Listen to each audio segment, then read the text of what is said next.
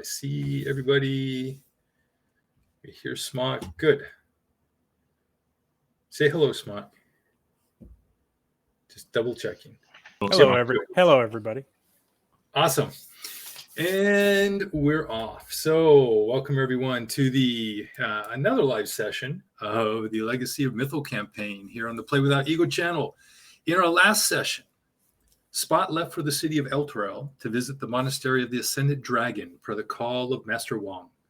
The rest of the heroes headed south to follow the retreating raiding force and find their encampment. They soon realized that they were being followed, and it turned out to be a young man from Greenest by the name of Hef.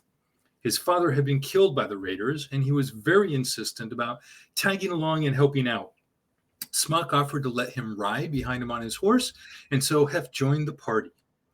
They soon found a small camp of stragglers, a group of 4 cultists and 6 kobolds who were cooking a meal. The heroes attacked with surprise and quickly killed all but one of the kobolds, who they then interrogated. The creature revealed the location and general numbers of cultists and kobolds in the main encampment, and the existence of a rear guard waiting to ambush anyone approaching through the hills. The kobold was allowed to escape and ran off through the hills to the west. Then the group continued south until they were within sight of the entrance to the deeper southern hills, where they had been told an ambush awaited them. They rested and ate lunch and then headed in. Alamir snuck up onto some rocks and heard soft talking on the other side. And as he peeked over, he was almost hit by a sacred flame spell.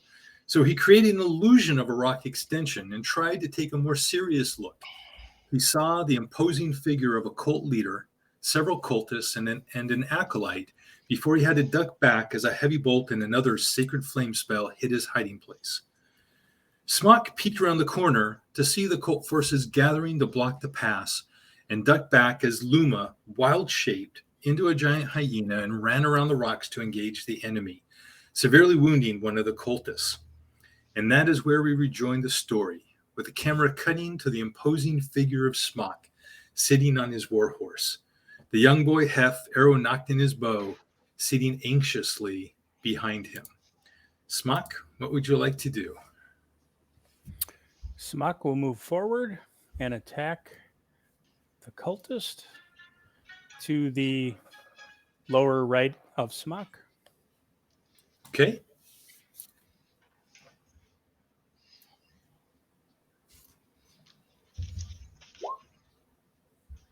Oh yeah, you definitely hit. And this cultist was teetering as it was. Yeah. So yeah, you hit the cultist and just cut right through his armor and chest and ribs, and he falls to the ground. Oh, so I guess I can just do this. So with a bonus action, can I move forward? Actually, I don't need to. Never mind. I will do a bonus attack on the lower, again, the lower right. Yep, the one next to him. Got it. And that hits.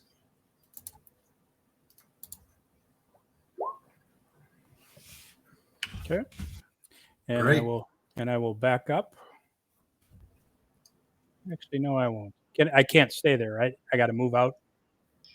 I could move. Right. You have to back up at least 5 feet. So, like, that's an acceptable place? It is. Okay. And remember, especially since you are on your horse, so Hep is still with you. Very good. Thank you. And probably crapped himself. What the hell? And I say right. Hef, and I say to Hef, there. Hold on. What is there? What are you pointing to? The person that I did a little bit of damage on the second bonus attack. Got it. All right. Which was this you guy, back right? away, and you see the well-armored leader standing up with the heavy crossbow. looking out across him, and you hear him say, "You men, make way for make way. I wish to join in the front shortly." And he fires off his crossbow. He is going to, yeah, it's got to be Alamir. Alamir is, I mean, Smock is visible, but not very easily at that angle. So it's going to I'm shoot behind a at rock. Alamir. Yeah, I mean, they're rock wall. technically, I mean, the way that with Just go ahead. is getting hit. Go ahead. So, let's see. Where is he? Right here. Who is the target? The target is Luna. Sorry, Luna. Okay. Sorry, I meant Luna. That's okay. I'll take it. It's just Alamir's name was sitting right on top of Luna. All right. Nope. 10. So it misses, and he is going to he throws the weapon down, and he is going to jump down and push these other two cultists out of the way. And that's his turn. Luna, your turn. All right. If I remember last time I attacked this one, I'm going to continue. You actually, the one that just died, that Smock just killed, this is the one one. you attacked. Okay. Yeah. I saw blood here, so I'll go after him. So, Yep. And let's see here.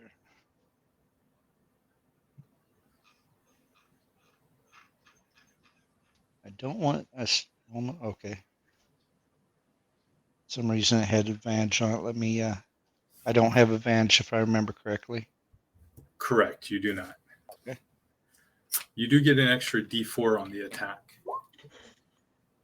But you are going to, which the D4 minimum of 1 is going to allow you to hit. So go ahead and I'll go ahead and roll the. You did actually 12. Yep. So you did 12 piercing on the damaged one. Yes. Yep. So So you tear through that one. So I'm gonna do the Rampage, right? Yep. I got things covering everything up, so sorry about that. No problem. And Okay. I'm going to move these. I'm going to move these two off to the side here so they're out of the way. And okay, what happened there?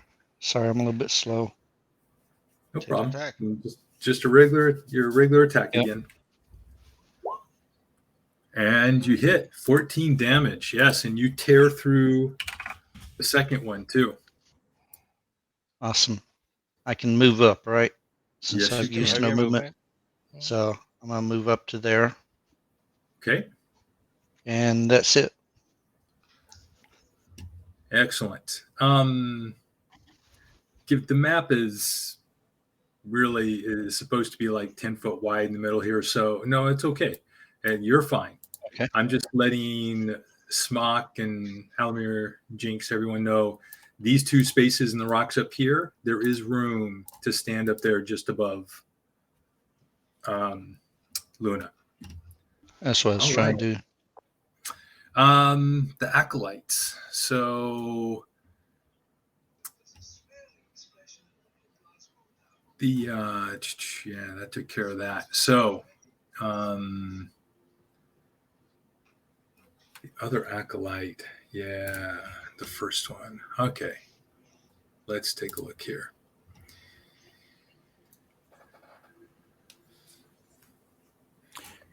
Does bless on this automatically add a D4 when people roll saves? Not unless you set it in the game for your character only. Correct.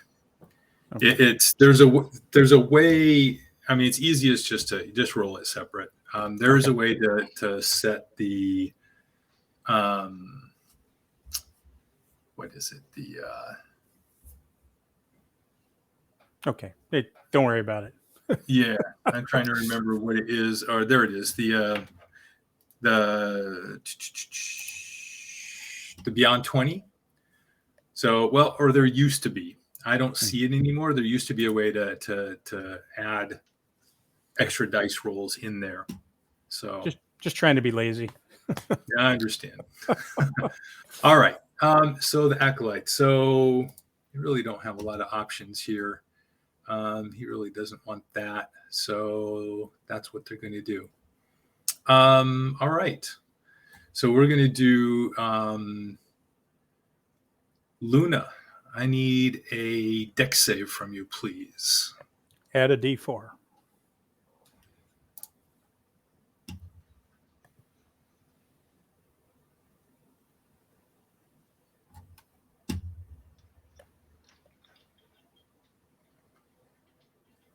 You're muted. Okay, so looking under the, I'm rolling under the hyena, right? So I got saving throws of intel, wisdom, and then it goes into stuff. Just do roll dex. Yeah, just do Okay. dex. Straight dex. And D4 on top of that, or do I need it? No, you're good. You Awesome. are good. So you avoid the sacred flame, and the other. Yep, and you see glows go around the other cultists. So all four in front of you are now blessed, and that is the acolyte's turn. So you targeted his own people to get me, huh? Mhm. So, It's a common spell. yep, you guys have used it many times. Let's see, or several. I think this, and then this acolyte is going to jump down and head back into this corner. All right, Hef. He the cultist that Smock had pointed at has already fallen. Hef kind of stands up in the stirrup and pulls his bow, takes a shot at the leader. Hef takes a shot at the leader and misses. He's really unsteady on his feet, and it flies way over the heads of all of them, including the acolyte in the back. So he actually slide off the back and back up a little bit here. So he still has a way to look down the alley, but he will then kind of kneel back there, taking more careful aim next time. Alamir. All righty, 10, 15. Going to go here. I'm going to at that guy. Okay. Let's do a little of this. Does that hit? Ooh, yeah. Yeah. That is a definite hit. So Does it automatically put? Does it put in the? Yep, it did. In? Okay. Yeah. You did 15 damage with the bolt, and it hits this guy just square on the jaw, right in the jugular, and just engulfs his head, and he falls to the ground, barely a noise made. Does he lose the bless? Do they lose the bless? He's dead. Yes, the bless is. No, dead. I didn't know if he cast it or the other guy cast it, and Alec cast it. They both had cast it actually at this point. Oh, well then, all right, never mind. So I'm done. Yeah, I'm back to where I ran around the corner. I'll even go back here so I can't be seen. Okay. So I get attacked. There you go. I'm fine. So now the cultists. There's one cultist that can attack through the veteran. The other one next to him. That's two cultists attacking Luna. So first one, 18 hits. That's 6 slashing damage. And 6 more, so 12 damage on Luna. Both hit. Still not bloodied though. All right. Go. And that is all that they are doing. Jinx. Expecting it to do more. Sorry.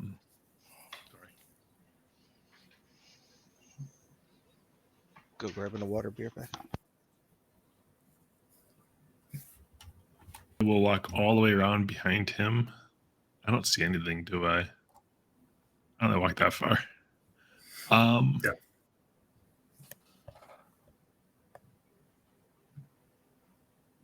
I cast Vicious Mockery on just a veteran because it Okay. makes the most sense. Got it. Wisdom saving throw. Yeah. Oh yeah. 8. And then I'll cast I don't cast, I give Luna inspiration as my bonus. Excellent. Okay. And you sling vicious words at the veteran. He just sneers and says, "You will have your time, little one." Damn it, you knew I was a little one. All right, Smock, we're back to you. Okay. Do I have visibility? And I think the answer is no, but I'll ask on this one from where No, I you am. do not. Okay. If If I move to here, do I? You could probably ride right back there. from this corner to that corner, yes, you can have. Yes, you barely can see them kind of poking their head out from around the corner back there when you move up into Luna's space. So, in the name of Bahamut, ding, DC 14.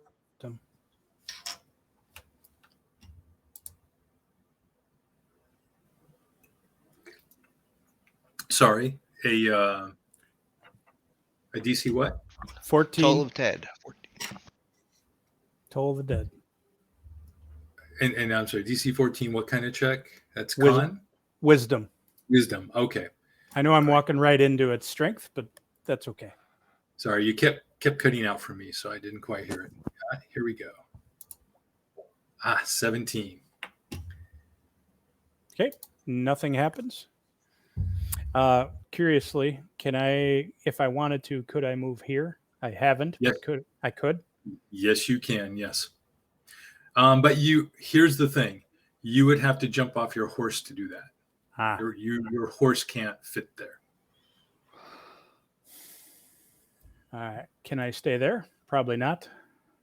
No, you can't. You have to be behind Luna. Right there. Okay. Yep.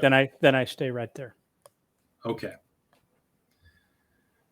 I mean, just if it makes it so you and the horse are like that big, That helps. basically.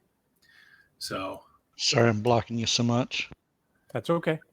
but I'm absorbing a lot of damage for you. So the question is, I have a something that I can use a reaction that if somebody within 5 feet gets hit, I can interfere with an attack. Am I able to interfere with an attack on Luna from where I currently reside? So it would be difficult, but rules is written. Yes, you somehow can do it. Whether it's it's maybe you nudge his flank to kind of make him step a little bit when you see it, when you have that kind of third party view of the attack coming. Okay. So yes, The other option would be if I see it coming, just like the rule of go through, I step up to block and then or something like that. Yep. Okay. However you do it, you can definitely you make it happen. Okay. Thank you. No problem. Turn complete. All right. So to the veteran,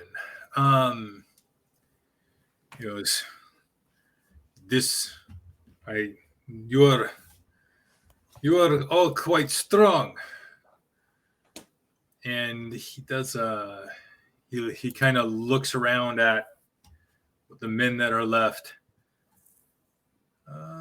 Let's see. And he detonates all the TNT in the mountains. And he goes, yes. And he goes, but you still have me to get through. We will still stop you. You are not long for this world. And he will attack with his longsword. Actually, he attacks his longsword and his short sword.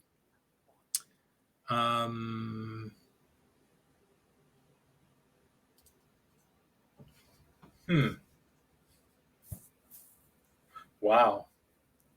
I'm pretty sure this reads that he can get 3 attacks. Wow. We're going to do it no matter what. But the last one will be an offhand attack. So let's do this. So that's a miss. That's a hit for 9 slashing damage. And then an offhand short sword attack, which is going to miss. That's still 9 damage. And now Luna is bloodied. Just to verify, I'm pretty sure after I read Sentinel attack, I cannot do this because it says when a creature within 5 feet of you makes an attack. He is not within 5 feet of me, correct? Correct. Yeah. Okay. Then never mind. Nothing happens with me. Okay. Yeah. You have to be next to them. Got it. All right, Luna.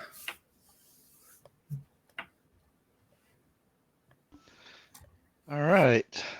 I'm going to go with my same strategy.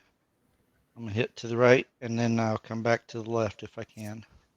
Okay. So I'm going to strike out the cultists. Yep.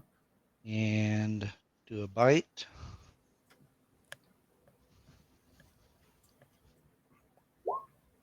Yep. You hit. And you actually, that's 9 points because you do +1. Yes. It's not a quick instant death, but he quickly bleeds out and passes out and then bleeds out as he falls to the ground. Okay. And then I'm going to go after the veteran because he's the only thing in front of me. Yep.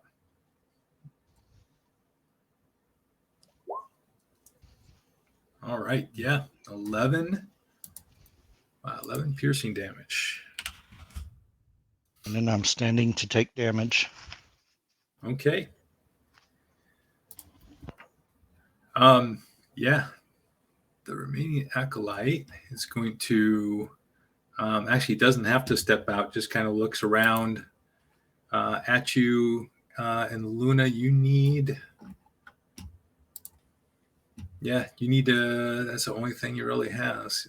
Go ahead and make another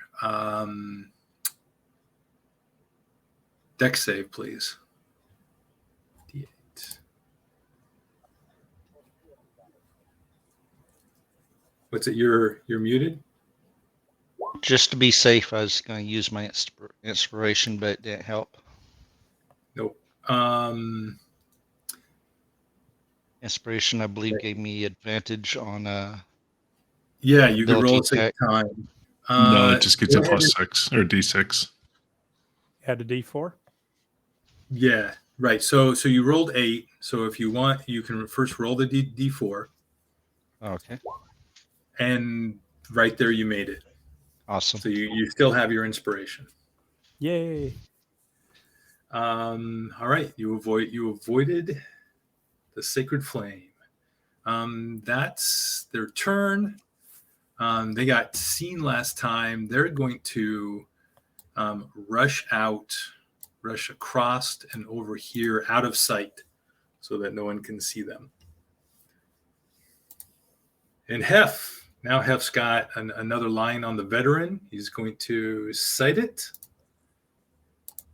Releases his arrow.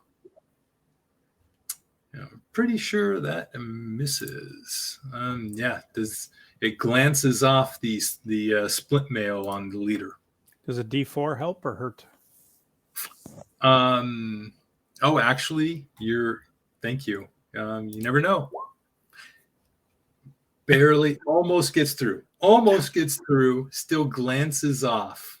Can't quite get through the bands and the splints. Alamir. Okie dokie. We're gonna do when he pops around his usual little corner. He does not see the Alakite, correct? Mm-mm. Then he's gonna The aim for acolyte the. is nowhere to be found now. Gotcha. And so he's going after the big guys. La la la la la la la. Yeah. I don't know why I'm rolling, but okay. Gotcha. And he will go back, boop, behind the thing. All right. Still, this is going to be, these. No, I don't have to roll for these guys. I know I don't. You see, the one thing that I don't remember if I'm pretty sure we talked about last time, but you do notice that all of these cultists are wearing their full regalia. And so this one just steps forward. This one steps up and attacks through the space, through the guys in front of them. And they both go to attack Luna. They have determined looks in their eyes. So they slash out with their scimitars. Only the first one hits for 6 damage. Luna, you are down to 11 out of 45 now. But that's their turn. Jinx. I viciously macro one of the ones that missed because they can't hit anything. That'd be the guy in the back. You can't All hit right. the broad. You can't hit the broadside of a hyena.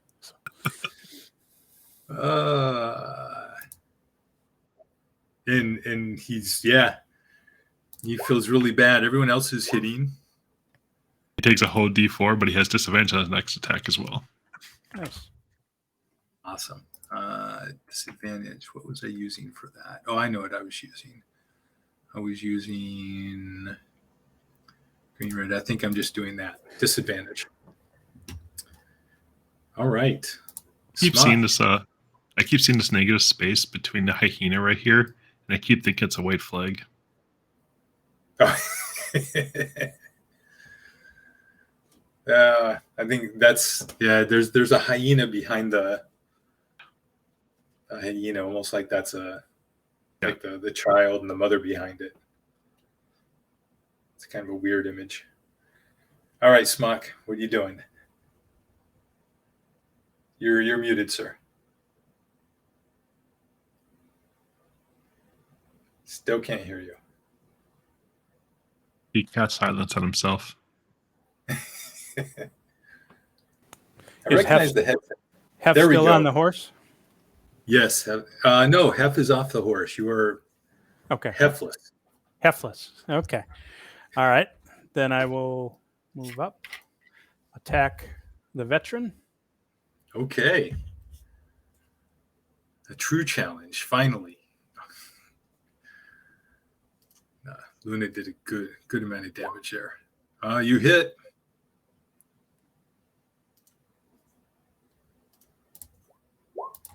Six points. And my eyes glow golden, and golden flames come from the sky and wash him over, and he feels some extra fun. All right. If I can find it.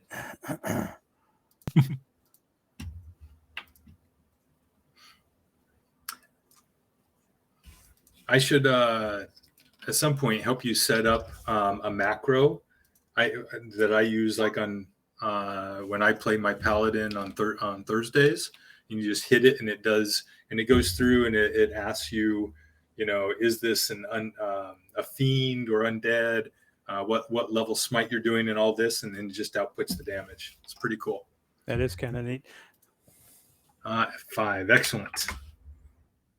Fire damage, by the way. Oh, very good. All right. And he curses at you.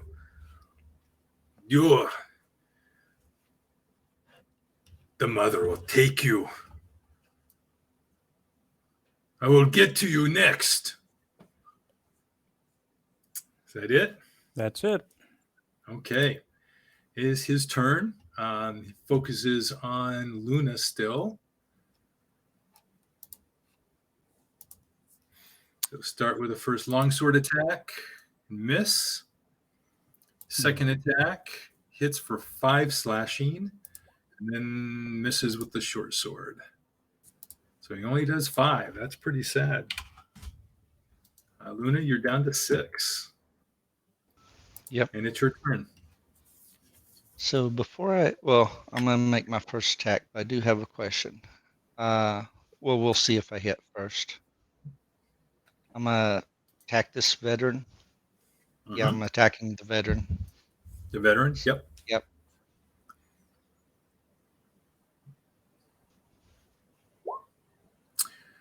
Yeah. Holy cow. For 9 points. All right, you hit. And now you notice you've drawn blood. The leader has now been bloodied. Okay. Since I have not used a bonus action, or can I reserve that for if I drop out of wild shape, I come back in that wild shape automatically? No, you cannot. You cannot hold your bonus action. Okay, that's why I was asking. I didn't know, because if I had killed him and I used bonus action to attack and then somebody killed me, I didn't know that nullified that action like it did on the other. No, in fact, you can't even if you didn't attack, you couldn't hold your action to do that, because you can't hold a bonus action. You can only hold an action. Okay, that makes sense. Yep. So I'm done. Okay. Oh, was that 9, or did we add the +1 to get to 10? Oh, yeah. Nope, I didn't add the +1. There we go. All There right. we go. And I'm standing. And the acolyte will poke its head around the corner. And Luna, you need to make another dex save, please. Add a D4 if you need it. Yep. And it's normal roll. Oh, yep, no problem. And he backs up, and you avoid the sacred flame once again. Hef's turn. Hef attempts another arrow on the veteran. Oh, I'm going to do something here. Breaks his bow. But he adds a D4. 9. Okay. Nope. Nothing special happens. It just goes careening. He couldn't quite get to the veteran easily through Smock and his horse and Luna's giant, large form. So it skittered off a rock and goes flying off into the air and over the hills somewhere. Just say it, my butt got in the way.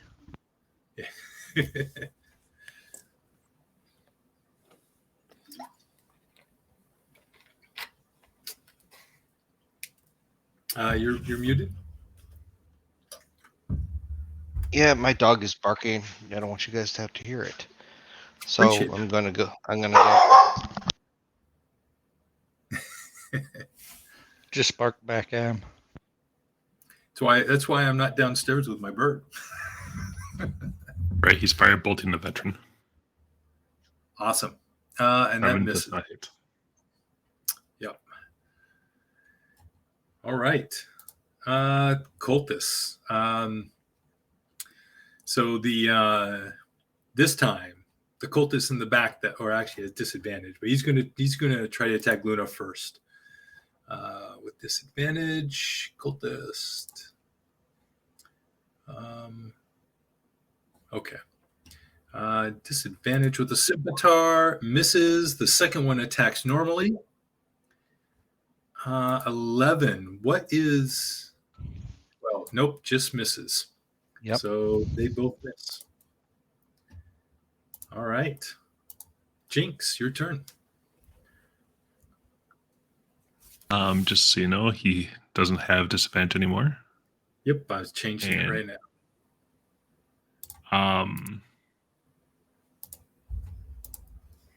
I slur some words at the veteran, talking about how his buddies can't hit a thing, and neither can he. The veteran has been immune to your. Yeah, he has been. Oh, he's like Apparently it he's feeling worked. pretty bad about the last 2 attacks he's done, and He's going to take 4 points of damage and then take disadvantage on his next attack. that's what really hurts. Thank There you you so go. much. How dare you?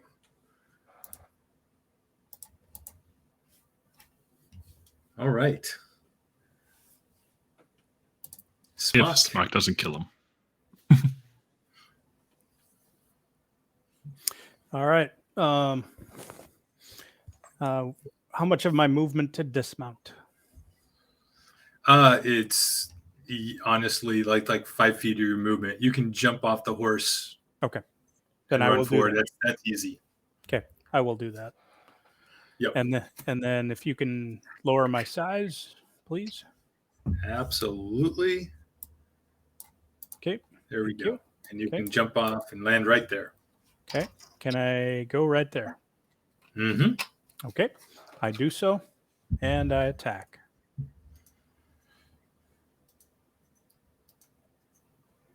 Boom. Oh, and a crit with the glaive. Nice. All right. What's the damage?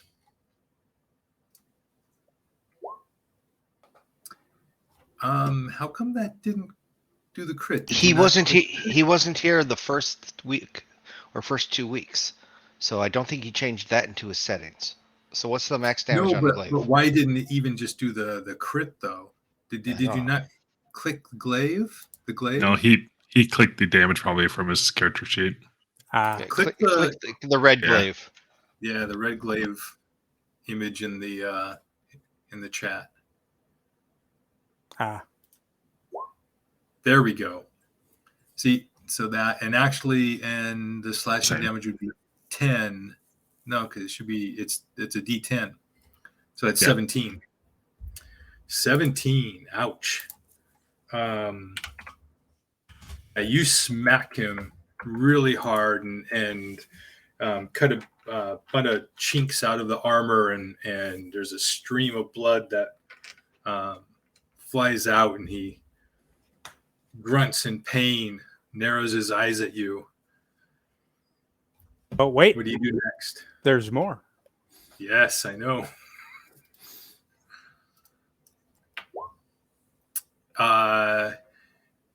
You roll with your blessing, the D4, you hit. Okay.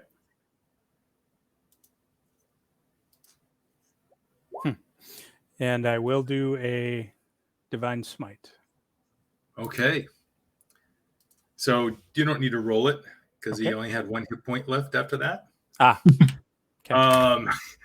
Yeah. So just he was hurt but looking still strong, and you smack him, and then come back and with the uppercut with the butt of the halberd, and there's a flash of light, and it just knocks him back between the 2 cultists, slams him against the rocks, and he just falls face forward on the ground.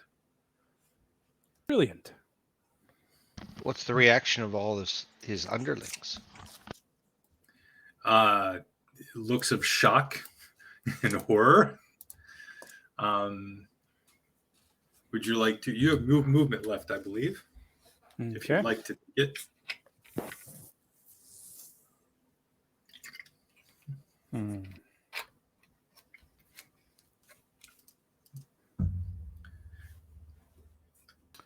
I think. Go ahead. You'll What- legitimately run all around him.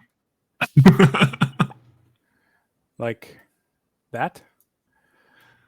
I mean, you legitimately can because there's nothing to stop him. That's right. No, you can. You can go by the cultist the other side if you want. Like there? Yep. Yeah. Perfectly legal. Okay. and you see the acolyte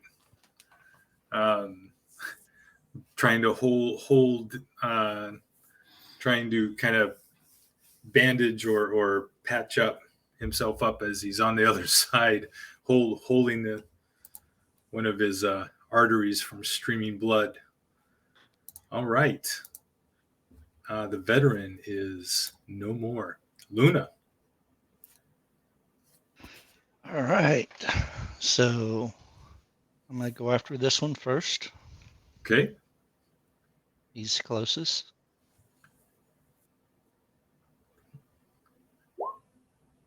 And Misses. D4's not going to get me there, is it? Possibly, actually. Roll it. 3. That's exactly what you needed. You hit. All right. So Nice. does that kill him? 16? Yeah, 16. Yeah. 16 definitely. I'm Not a move up, problem. rampage Hold on him. hold on.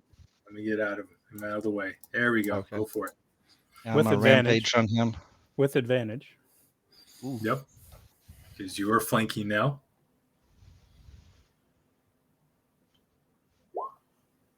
Roll a D4. With the blessing, you hit. Yes. For 11 Okay. damage. And he is gone. And you're standing on top of a bunch of dead bodies, but there is no more in front. No one standing around you. And you still have movement left if you want to use it. So I got, 25 foot. So that's 5, 10, 15, 20. Well, you can't go into his I space. can't No, you go. can't go through the acolyte. You can go like there or down one. Yeah. Okay. I'll go there. Okay. All right. I think Smock can still get around me. The acolyte. The acolyte looks. He's in bad shape. He knows he's not going to run away. He looks at Luna and he curses at you. But you know what? There's one thing he could try, actually. He's going to cast a spell on himself.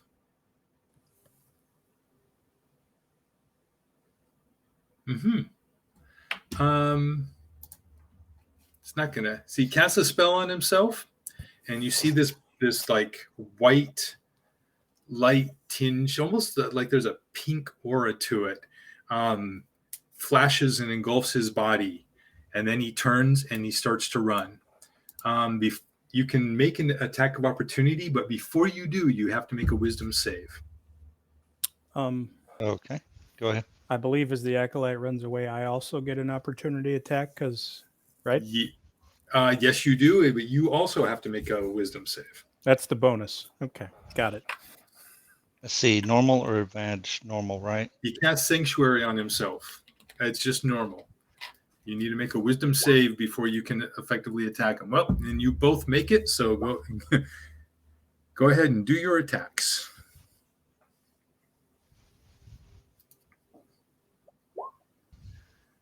Yeah. I'm assuming Smock, you probably hit 2. Oh yeah. So you both just cut him down before he has even a chance to do anything. And he screams and just goes flopping on the ground, unmoving. And we are out of combat. You guys could have left one alive to question at least. You hear the hyena just kind of grunt. Wow, I took a lot of damage and dodged a lot of stuff on that one. Bahamut Potzanza. All right. So you have, you've gotten through the ambush. What would you like to do? You're going to search the bodies? Of course. Okay. You search the bodies. We families one more uniform we can give to somebody. You do find uniforms that you can take. Absolutely. That you do find. Other than the outfits and the weapons, there's no treasure. There's not a single copper coin on any of them. That's good because we're not looking for copper. We're looking for silver, gold, and sorry. Platinum. Yeah. I go out wild shape. What if Luna starts cutting off ball sacks? That'd be Strictly his thing. as a threat. Strictly as a threat. Wow, I was starting to get uncomfortable there. I had Yeah, to I make mean- it comfortable in there, but I notice I said Luna. A threat to who? You guys do your things, man. Wasn't me, it was him. That's right. He did it. It's all him. It's all Leave Air it to Force. the Navy guy to give ideas.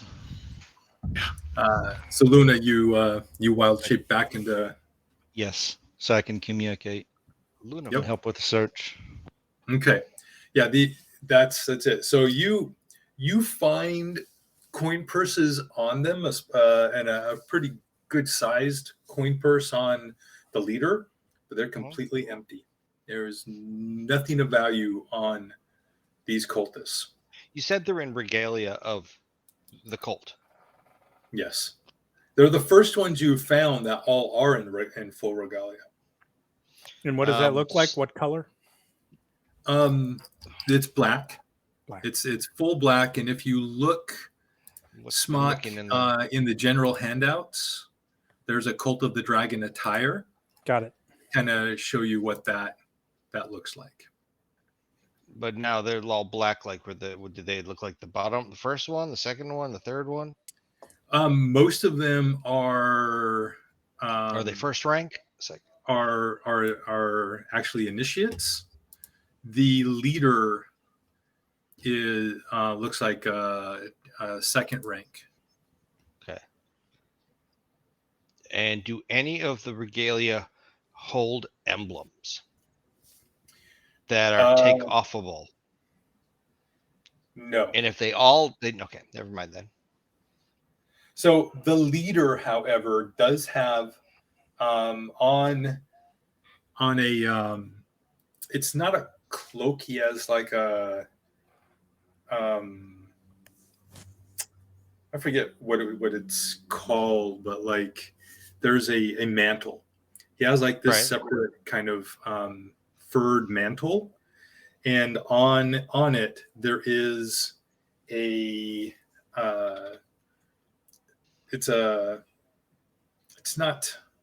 wouldn't be silver. It's probably just made of metal, of like iron, and it's black, and it's roughly hewn into it's the shape of, it has like 5 little prongs coming out of it,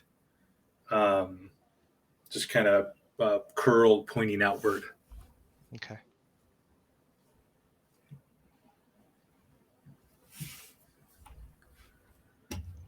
Is there, by looking in the area, is there a camp of theirs? Yeah, you back where I put all these bodies over here, there is it's not really a like full-blown camp. It is more of a there is a staging area where they can cook, like, so there is a small little pit that they can cook in, that is not lit, has ashes that are they're warm enough. There's a little bit of warmth to them. There's probably used earlier in the day for lunch. And there's some rations, some food and stuff, some cured meat, and some stale bread, things like that, with skins of water.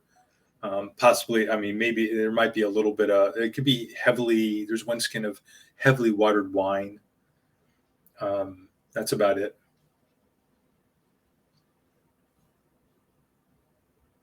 Basically nothing. So then we need to move on. You get the impression that like they have they stay here for long shifts, but they don't necessarily sleep here. Gotcha.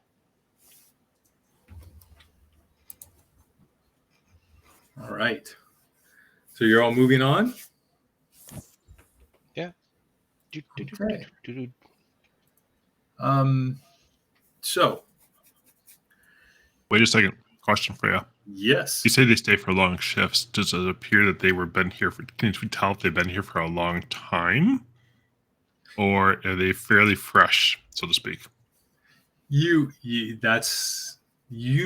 can tell that they or other humanoids like them have been in this area for longer than like for days.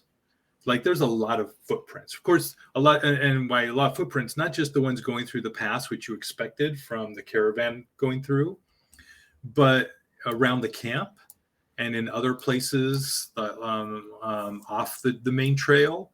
There's a lot of footprints and wear and tear, and you tell a lot of work has been. You also notice that a lot of the on the inside of these rock faces, there are rocks that are set up to drop on people too. They didn't surprise you. So they really kind of abandoned that tactic. But you can tell that a lot of time and effort has been put into this pass and preparing for people coming through.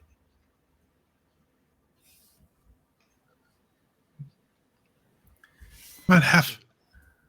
Gather yourself up. You'll be all right. Well, I'm good. I couldn't. I tried to. I hit him, but his armor that was really strong. Just pay attention to where Smock hits him. You'll see it pretty quickly. And sometimes you course. just hitting them and it deflecting off causes a distraction for us, opening for us. So Yeah, never give up. That's what I was doing. I was providing a distraction. I think we create a monster. All right. You go through the hills. I'm going to actually just move everyone back to the green field for the time being. So you continue off through down the well-worn trail without any problems. And okay, here. How far can our horses go before they need a rest? Oh, you know that you're from what the kobold had told you, you should be within an hour or less of the main camp. If I remember right, it's around at this point it's around 1:30 in the afternoon, so you have plenty of time. So you're walking through more of the hills, a wide swath of low rolling hills in between, hill like large rocky escarpments, and you see up ahead a plateau. And you can tell that the plateau, like it goes all along from the west to east or east to west, however you want to look at it, but it crosses your vision, and you notice that there is an opening, kind of a valley that goes into this plateau. And as you approach this opening, you see up ahead very just some stragglers. You see some people walking up ahead of you, a couple of None of them are wearing regalia. You see one group of kobolds. There's just 3 of them, and they seem to be kind of talking with each other and just slowly kind of dragging their feet. One of them at least seems to be wounded. This is probably good 500 feet in front of you, and nobody is looking behind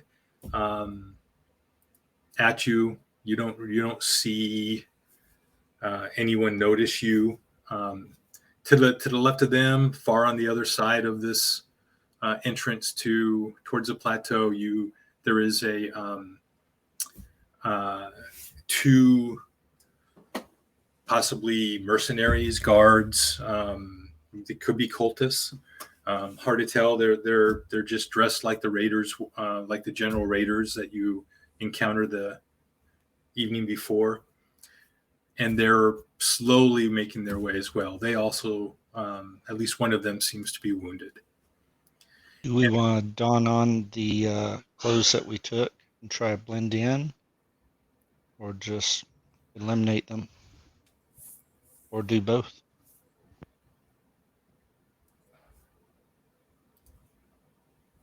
Or are we close enough where we just want to get on put the regalia on and everything else and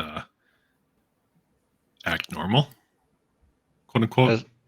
As I was saying, put our regalia or Okay. the clothes we took on and try This is to blend in with them and go into the valley with them. Probably our best bet, because if we're this close and we start killing things, we don't know what we're going to be running ourselves into. Everyone make a perception check as you're looking around, trying to discern. I see nothing. I see butterflies. They're pretty, by the way.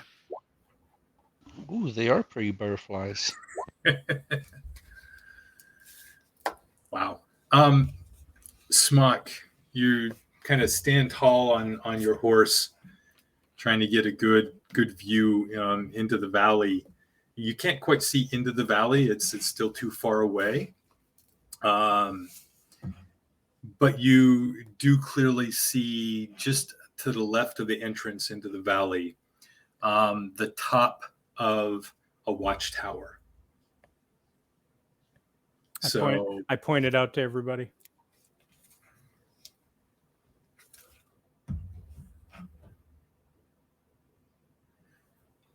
As you are approaching the entrance to the valley, some general features of the terrain that you note. On the edges, around, so in the rocky escarpments and heading around the edges into the valley, are large boulders. These boulders would be difficult terrain to walk around and through, but they would also provide good cover, like 3/4 cover. Many of them you could almost stand, you could crouch behind and be completely hidden. There's also brush, a lot of brush through the valley, patches of it, occasional trees, and around the edges of the entrance to the valley is brush that grows to a height of like 4 to 6 feet. It looks fairly dense, so it would probably also be difficult terrain it would be slow going.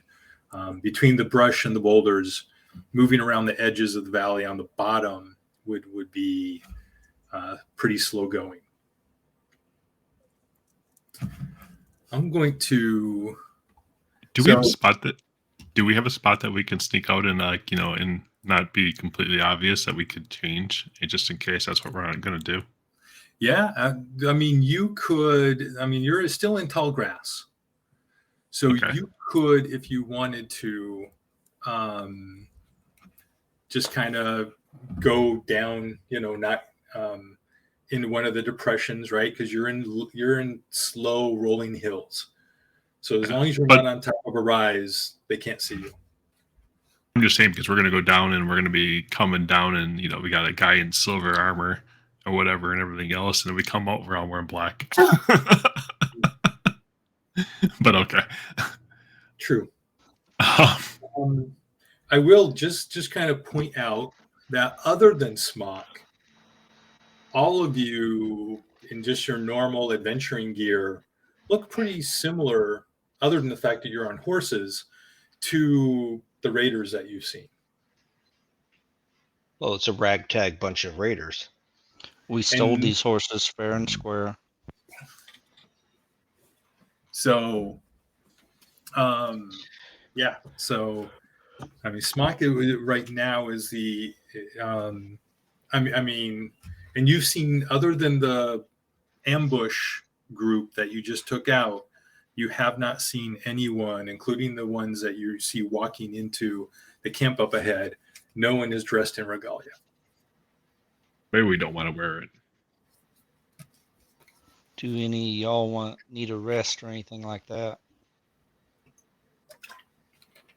If short we take rest. a rest, if we take a rest, we increase our chances of getting caught.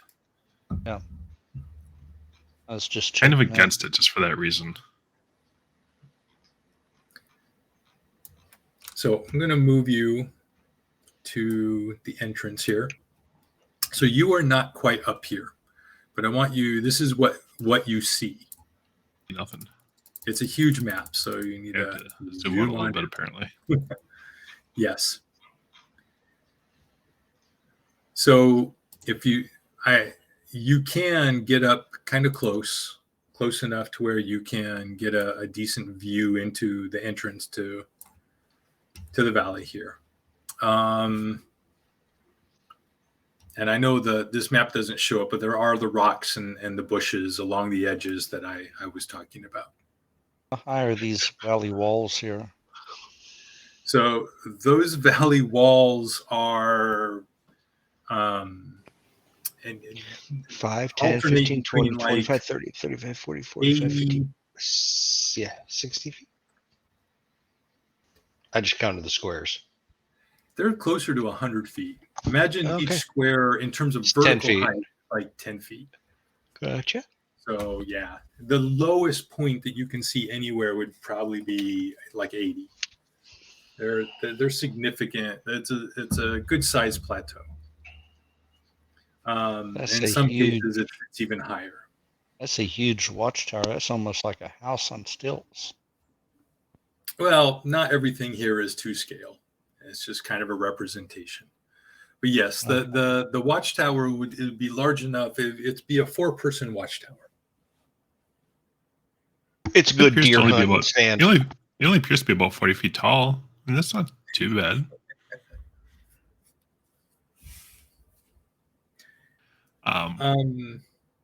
So the guard towers are actually 20 feet high, made from rough timbers lashed together with rope.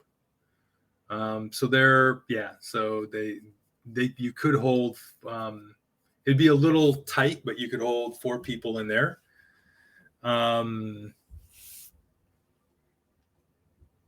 And beyond them, you see tents. You see the tops of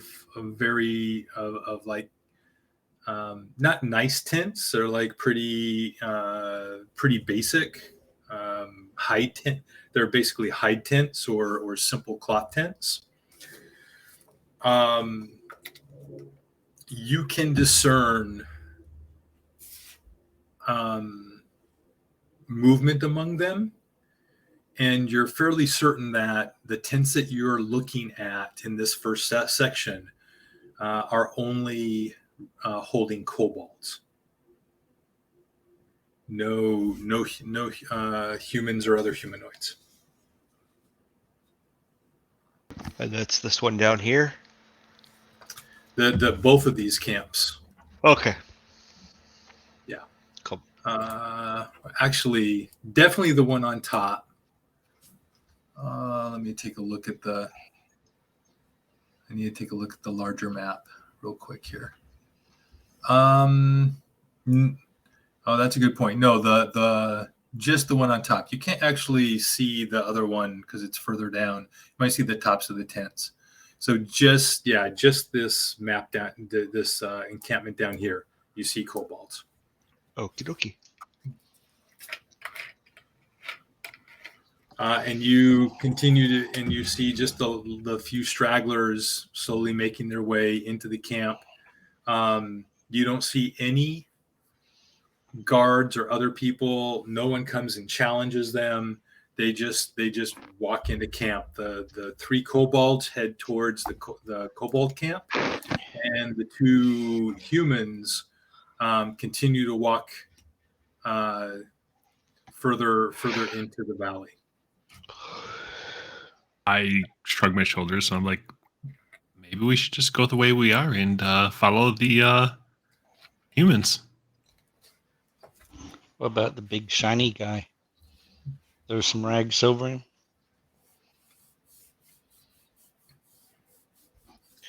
Put some I mud on mean, him. I don't know what to say about that part. I can pull some grass and tuck it in there, but yeah, So- I think they'll still see shiny. But actually, what is Smock wearing? What is the armor? You're muted. I had a headset like that. And are you accidentally hitting the mute button with like Yep. your elbow and stuff? I did that Yep. all the time. Yeah, I'm probably going to be switching it out, frankly. Yeah. Yep. What is he wearing? He is wearing chainmail, I believe. Yeah, chainmail. I have a crossbow on my back, glaive either across the saddle or, yep. And, So- yep. Is the chainmail? So chainmail is so it's not just a chain vest; it's full chainmail.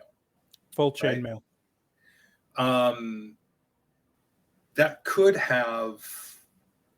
You can have tabards and cloaks and stuff over it. Do you? And you all have seen at least 3 or 2 individuals within the raiding force that had split mail. So that's chainmail is not super shiny. It's going to make you stand out compared to all the people wearing leather, but it's not like you're wearing plate mail or Right. even a breastplate. Right. That would really make you stand out. And since we were and through the valley and fighting in the valley, perhaps it's a bit dull from the road dust. So, And you have seen some of the mercenaries who wore chain, at least a chain vest. okay. So it's And- not and- that unusual. Yeah, and I wouldn't wear any tabard or anything other than Bahamut, but I am okay tucking it so that I'm not an obvious, worshiper of Bahamut. So, Very good. Okay. The one thing that I will point out that is different than anything that you've seen other than on the carts is you are riding horses. That you have not seen a single one of other than those pulling the carts. So as we notice that before we fully walk up, I would assume we notice that before we fully walk up, or am I incorrect? No, Okay. no, you Okay. absolutely. You Okay. had noticed that during the raid too. So it'd be like, all right, gang, are we going to abandon our horses or have them up or keep Hef behind to watch the horses, or do we want to ride up? Depends. Are we trying to stealth up and sneak up, or do we want to be bold and brazen and walk right on up? Well, we have 2 options. We can sneak up, get caught, and the odds of us surviving the onslaught is almost nil. We can walk right in like the rest of them and appear to act just like them and kind of see what's up, and then see if we can get out later. See if we can get out later on, and we can assess then. Or we can... Bye. I mean, we could go in guns, so to speak, blazing, but it ain't gonna do us any good.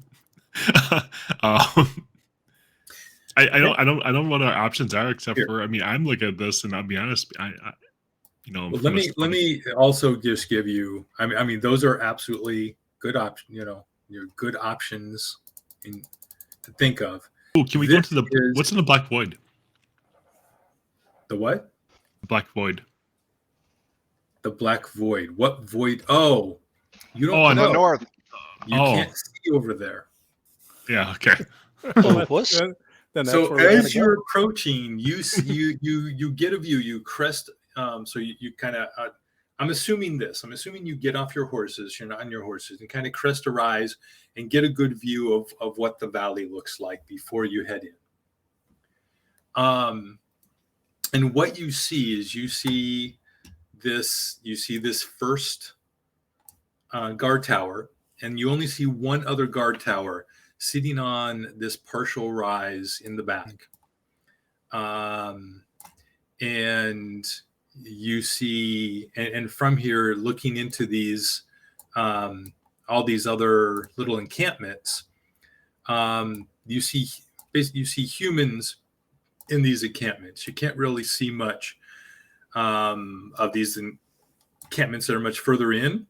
You do see this one huge tent here in the middle. It's absolutely humongous. So you can only figure that that's got to be where the leaders reside. All of this upper level, all of these camps here are kobolds. They're all kobolds, and it's easy to tell because they're all various colors of scales. Mostly, but the majority are red, with a good number of black and blue, with the occasional smattering and green, with occasional smattering of white. So remind me, what was our overall goal on this expedition again? Gather information, was it? Good question. Kill everybody. It is. It is. So I'm going to pull this up.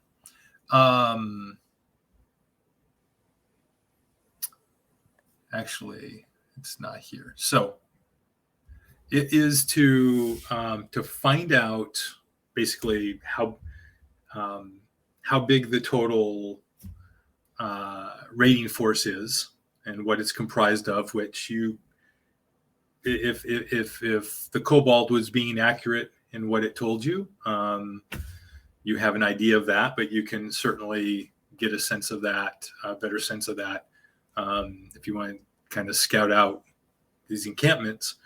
You're also looking for survivors and seeing if you can save anyone. You were, and the one in particular that went missing was that the monk from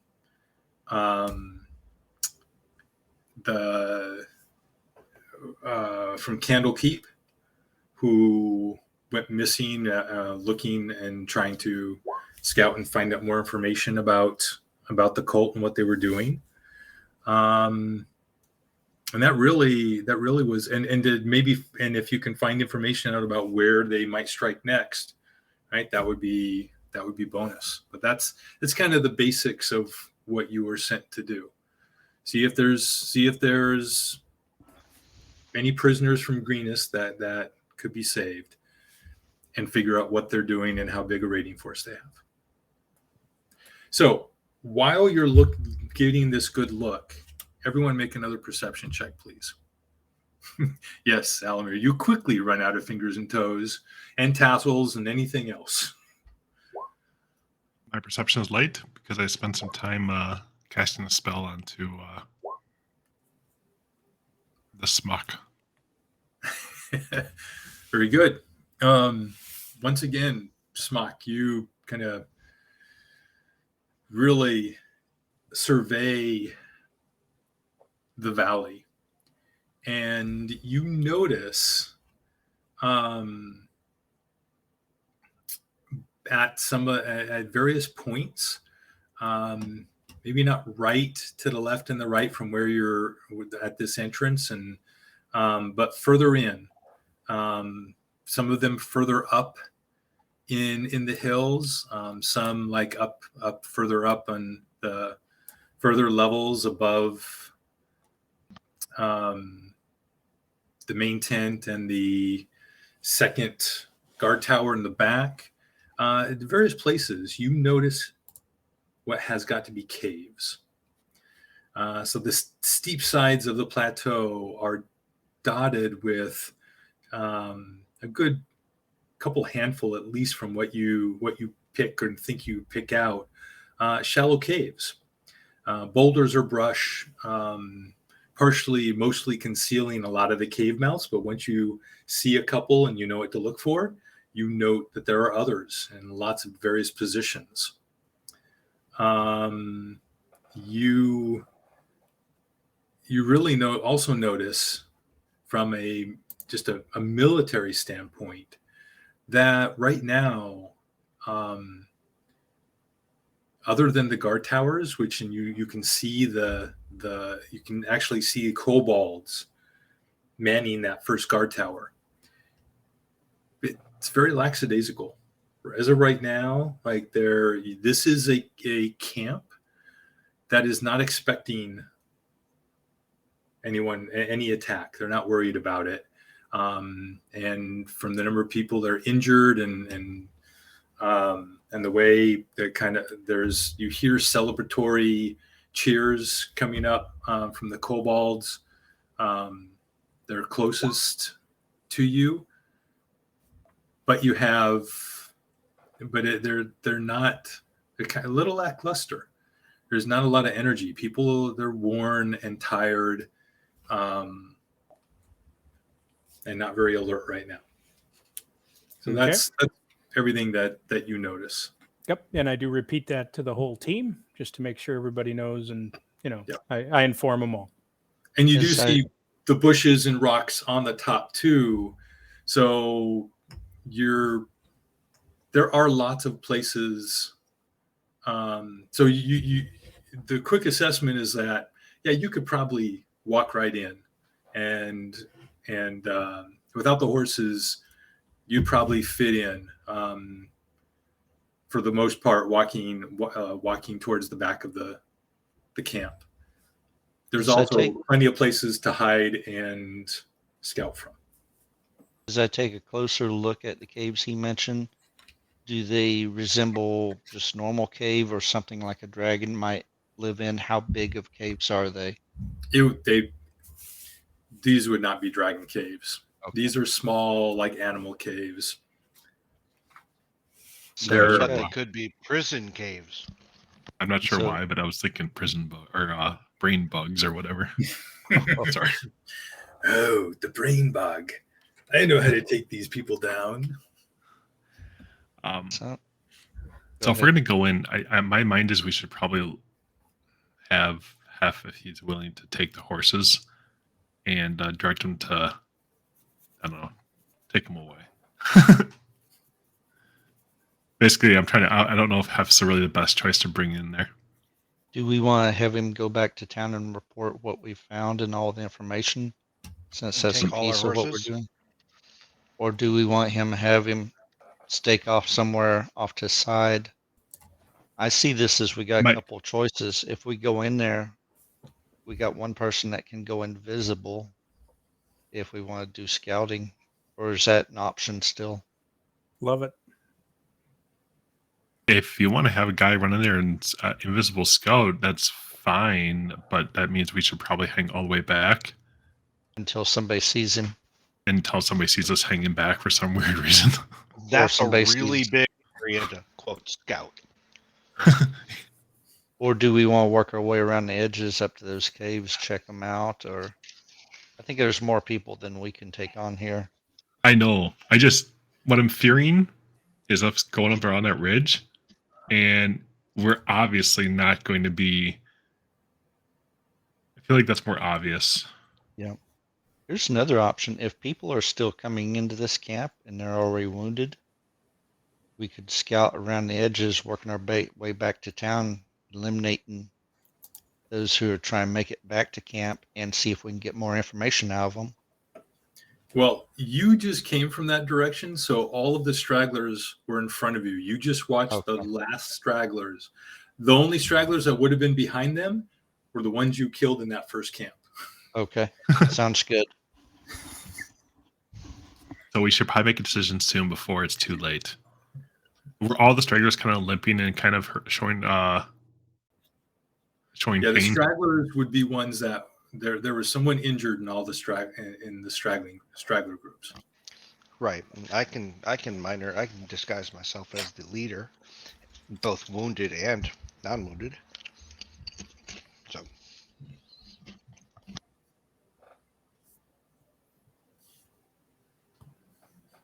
I look at the more scouty types of our party and go,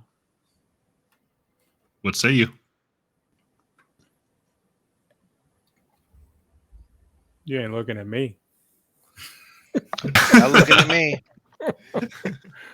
Well, oddly enough, our most scouty people, oddly enough, are her two frontliners, and one's a furry, and the other one is Meaty.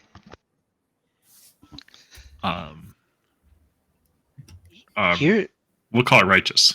here is an option that we've never talked about. I don't So think- if the righteous goes invisible and he and I get in there and we get in trouble, I can always go into, say, a draft horse and he can jump on me and try to get us out that way. Would I have 80-foot dash with a rider on me or not? You see what I'm talking about, Tom? I Draft horse see what you're speed's based off the with riding a horse, dra- right? with a draft horse isn't as fast as a riding horse. But what I see here is a guy dressed in a fedora, carrying a pouch, yelling, "Start the engines, Jacques! Start the engines!" My draft horse says it's 40-foot speed. Pedal faster, Wilson. It's up to y'all. What ideas y'all have? So I'm just thinking I'd of just like contingencies. to also just make sure you notice that you're looking at about the valley is about 600 feet wide by 1,000 feet in depth and length all the way to the back.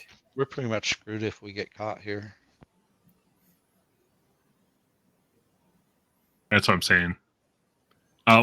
We will attempt to convince, unless Smock, who has taken a certain half under his wing, we'll try to convince Hef to at least be in the back and take care of the horses and also be our cover just in case we have to come running. We'll utilize it as an option for him to be the hero, basically, when we have to escape. Yeah, that was something else I was going to mention, and I will have been trying to teach Hef horsemanship, and just not necessarily anything real fancy, just control of the horse, basic horse handling, so that eventually, and I tell him, because I see he has some skill with a bow, he can stay on the horse and just keep shooting from a distance. That way he's safe. So he's our Okay. getaway driver, is what you're saying? Yep. He's very familiar with horses, but not with riding them. So he's good. So he's relatively good. He picks it up pretty quickly. He's not going to be great proficient, obviously, but he's very adept at, very good at listening and following directions, and he picks up a couple of tricks right away. Alamir thinks we should just walk in. I mean, That's what I've he been saying. counted he counted all of his fingers and toes, ran out, and basically he thinks there's way too many here for people to know everybody. True. I mean, what's the worst that can happen? We all have backup. We all have backup characters. Nothing can go wrong.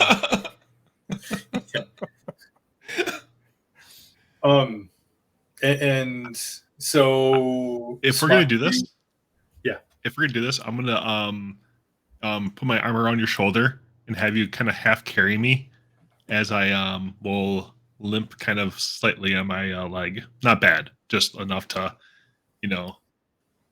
try to sell it a little bit more.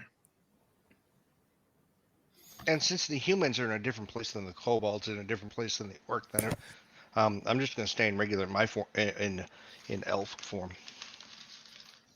I don't want to be asked to come up to a tent and tell people about the fight when I don't know. Okay. So Smock, do you have that conversation with Hef? Yes. Roll me a persuasion with advantage, please.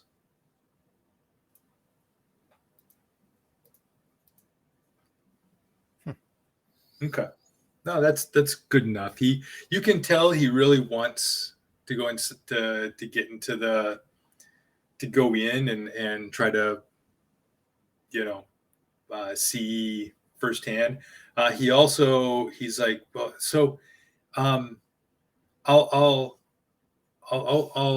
make sure the horses are safe and I'll try to get up on the ridge and take a look, see if I can find any of the, if I see anyone from Greenest, any prisoners. If you see any prisoners, come get me, and so I can help and maybe help identify who they are, who's really a prisoner and who's not. And he gives you a description. He says, if you see a man with a scar below his left eye that goes down into his jaw, and wearing like a red bandana, a scarf around his neck, come get me, please. Is this a relative of yours? It's the man who killed my father. Oh, that okay. Inigo Absolutely. Montoya. We will either bring him or pieces of him. Yes. Thank you. And he grabs up the reins of the horses and begins to walk them away. You hand the reins to the warhorse directly to him, and the horse then allows him to lead him off. Cool. By the way, do you know that man's name, or do you know anything else about the red scarfed man? No, I don't. It was just a glance. He was the leader of the group that my father stayed behind to fight while we ran. Human, I assume? Yes. Okay. Thank you. We'll be on the lookout for you.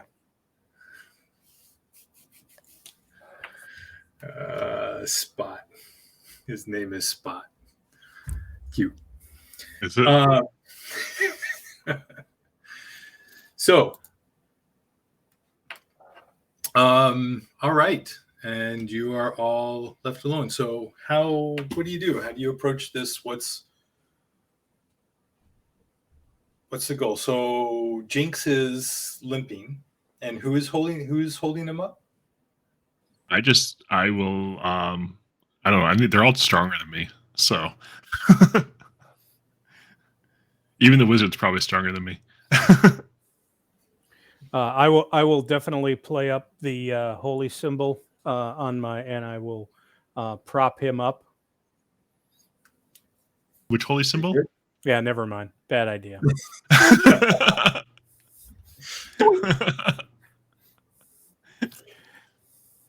He's gonna be going. He puts the glaive under your shoulder. Yeah. Point up. Yeah. No, butt up. Butt action. Okay. I make myself look like I've been in a fight and I'm injured a little bit, and I will cut to holding my side, stuff like that. Okay. Do I have any blood or anything red, berries or something I'm smearing on myself to make it look like blood in We places? cast Prestidigitation and dirty up everybody's outfits to make them look like they are bloody and they have some other issues. Brilliant. Very good. Awesome. Elamir actually, unless he got cleaned up, already had some blood on him from the last fight. So that's pretty realistic there. Yeah. All right. So you all look appropriately semi-beaten, tired, wounded, and you begin walking into the valley. As I walk in the valley of the shadow of death. What are you walking directly straight down the center? Just like the humans did that we saw, we would take the same Yep. style path. You We're not saw them gonna. walk. Yeah, they walked all the way down to here, down into the lower area, and then they disappeared. But you know that they walked straight down into that lower area. Yeah, There you go. we will play it by ear once we get it there. Okay. So, I do ask who else speaks Draconic besides me in the group. We all do. everyone Awesome. except for Alamir, but he has magic that he could. But yeah, I'm pretty sure everyone but Alamir does, including Smocket. Or by the next time you see Spot, he will too. I mean, if you want to take an hour, I can cast a ritual and understand all languages for an hour. So, okay. I just need to get, where's warmer. Okay, or a moderate. All right, so it looks like, hello. Hello. Oh, there we go. That is. Sorry, I'm seeing what the weather's doing. So the Looks pretty weather, clear. it does, except that. So it's getting it's getting later in the evening. You do see some. It's been clear with just a few spots of clouds here and there that quickly blow away throughout most of the day. But there are some clouds coming up from the southwest, beginning to head towards the valley. They don't look really dark right now, but they're definitely more clouds than you've seen in a while. So, as you walk by the guard tower,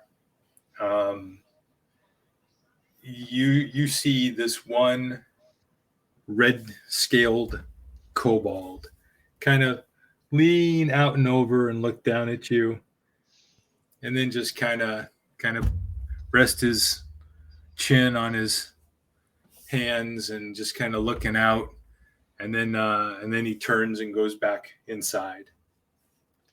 That's all that happens as you walk by. To your right, you see the first encampment of kobolds. You see there the few there's tents, there's huts, there's lean-tos. There are a few huts made of closely spaced wooden and bone poles covered in hide, mud, and sod, and various sizes from like 10 to 25 feet. Most of them in height range from like 5 to 10 feet tall. And they're just these clusters of tents in different areas. And there are some pits here and there. A couple of them have fires going. It looks like they're cooking something. There's groups of kobolds cooking things. And we see nobody. We don't see any regular humanoids with the kobolds in any way. It's just kobolds. You do not. So and when we entered, was there any sign given to the tower by the group ahead of us, like a high sign or a "Hey, how those it?" You no, okay, nope, not at all. And like I said, the tower barely looked at you, even once. Okay. So yes, so this camp. Adamar blows the tower a kiss. That's right. I produce flame underneath the tower. A hot kiss. All right. So that's all kobolds. All those camps, yeah, those are all kobolds. You see, and if as you're kind of just guesstimating numbers as you go by, Alamir, you're like, so 200, 400. Well, 10 per big tent, 20, small tent, 5. Oh no, that's you closer think to that they're- 500. I mean, and they're pretty dense in terms of how many kobolds you Well- see in the camp. in Well, I each- know they're idiots. and you guesstimate, you guesstimate somewhere like probably 100 to 120. Right, that's a rough guesstimation. You figure there's probably at least 100. There's a Tents lot. or kobolds. No, kobolds total. Okay. So now with the kobolds to our right, as we get to the center or ish closer to here, do we Mhm. actually see over into this pit, this underground, not underground, but lower Yeah, area? into the that we can tents down here. Yes. And Oh, the he's talking tents to- down here and the tents down as we Ye- get, and yeah, even up there, the tents down there. That's what I'm looking at first. Kobolds to the right of us. What's to the left of us?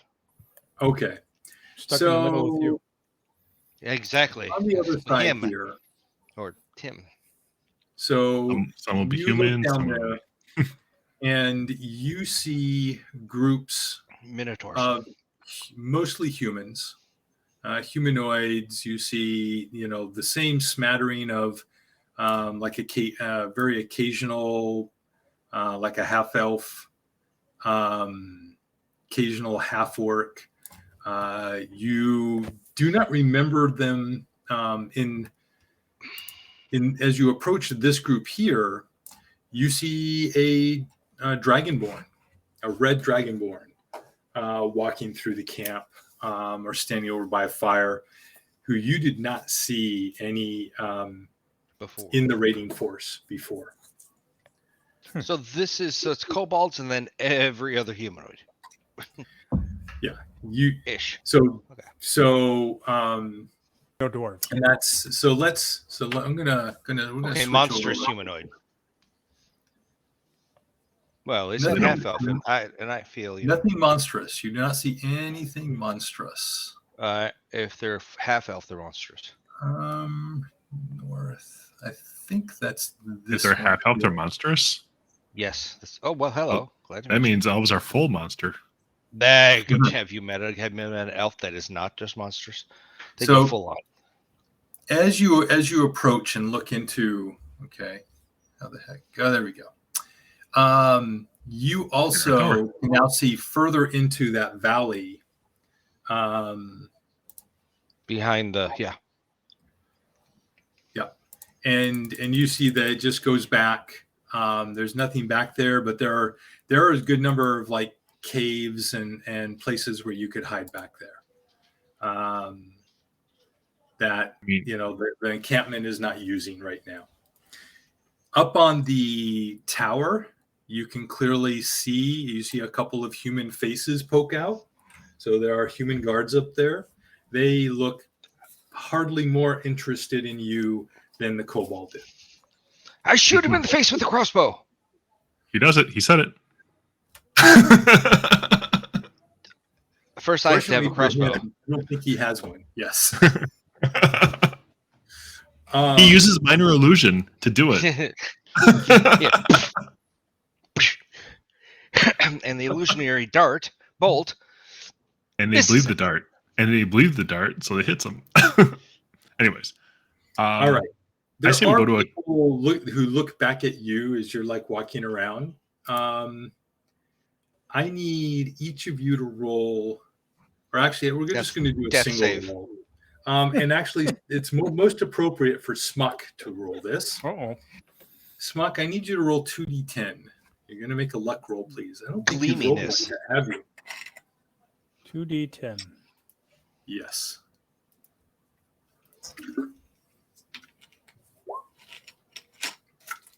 Okay. Yep. There's some people like, kind of give you the extra stare, double take, but then they go back to whatever they were doing. Nobody seems to pay any special attention to any of you. You look off.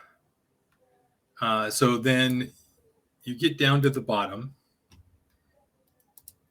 and you can see I'm actually going to, I should probably place you guys, but I'm just going to say, so you are down here right now in the lower left as you walk towards the bottom there.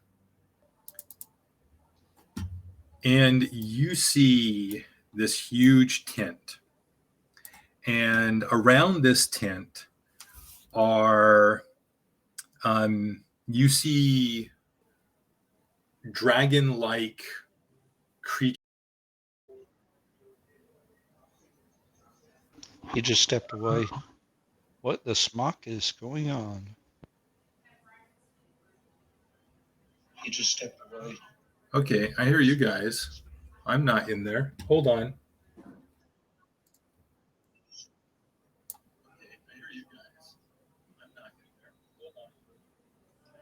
Oh, wait. So you guys can't hear me right now through Video Ninja, can you? I can. Oh, you can? Okay. Yeah. All right, you guys hear me? Cool. All right, then we're back. My internet just did something weird. We're back. In the famous words of Age of Empires, blame it on your ISP. I do. Let me just, there we go. Mute, turn this off. Okay. So you look over there. Yeah, you see these vicious looking creatures. They look like the ones we fought before and killed.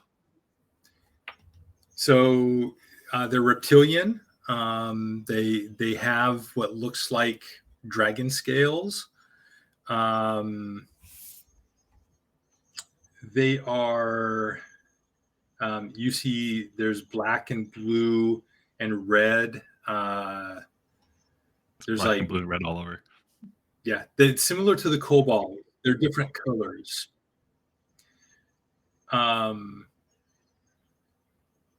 So and it resembles a wingless, squat, muscular dragon.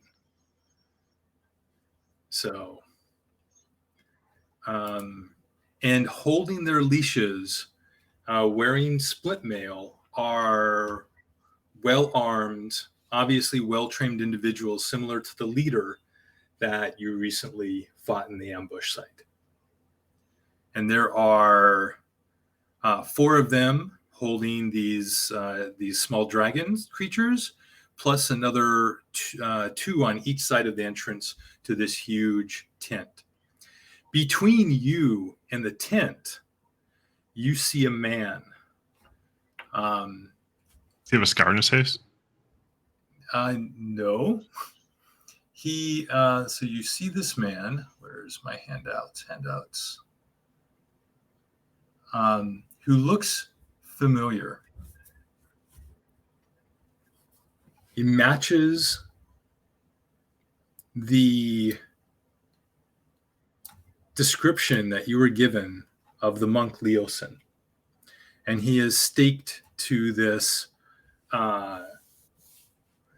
cross sticking out of the ground in the center.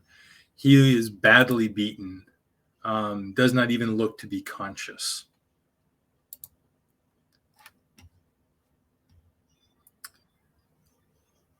And and at this point there's no one around. So you're down in this area. I'm just going to real quickly. So that's what you see down there. So if we go back to this map, so you can see everything all at once. That's right here. Yep. So that's right there. And actually, let's just do this. We'll just do black. So yes, so that's here. And you see, I'll put a little L here for Leosin. To the right. Yeah. You know who this guy is, though. It matches the description very clearly of the monk that you were told about by one of you met the acolyte monk in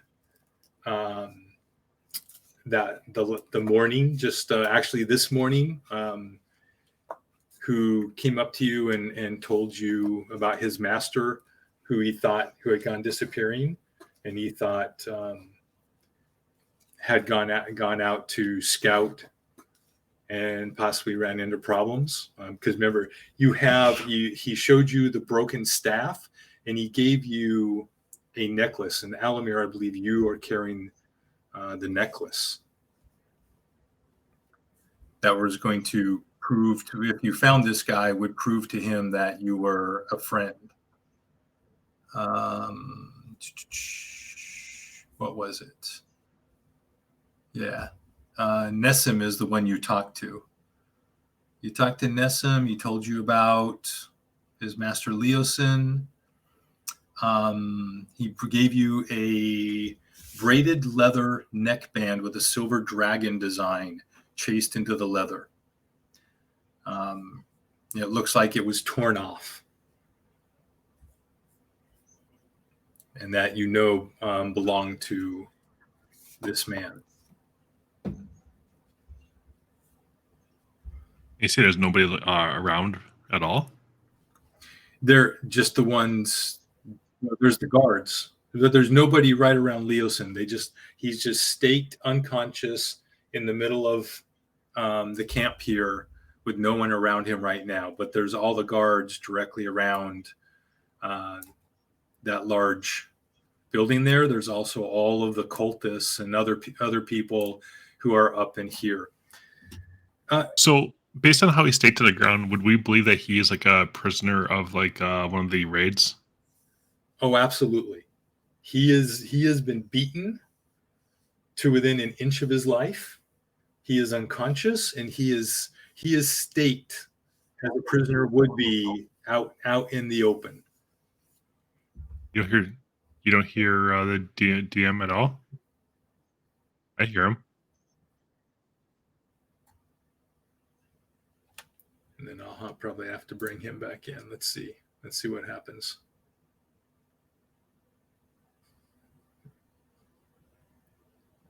Okay. If we're headed that direction anyway, I may walk up to the guy on the big X and put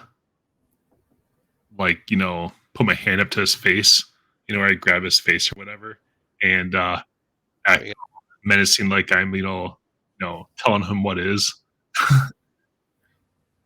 Elamir, can you hear me? I can hear you now. Cool. Excellent. All right. So first off, as you before you do that, everyone make me one more a new perception check, please.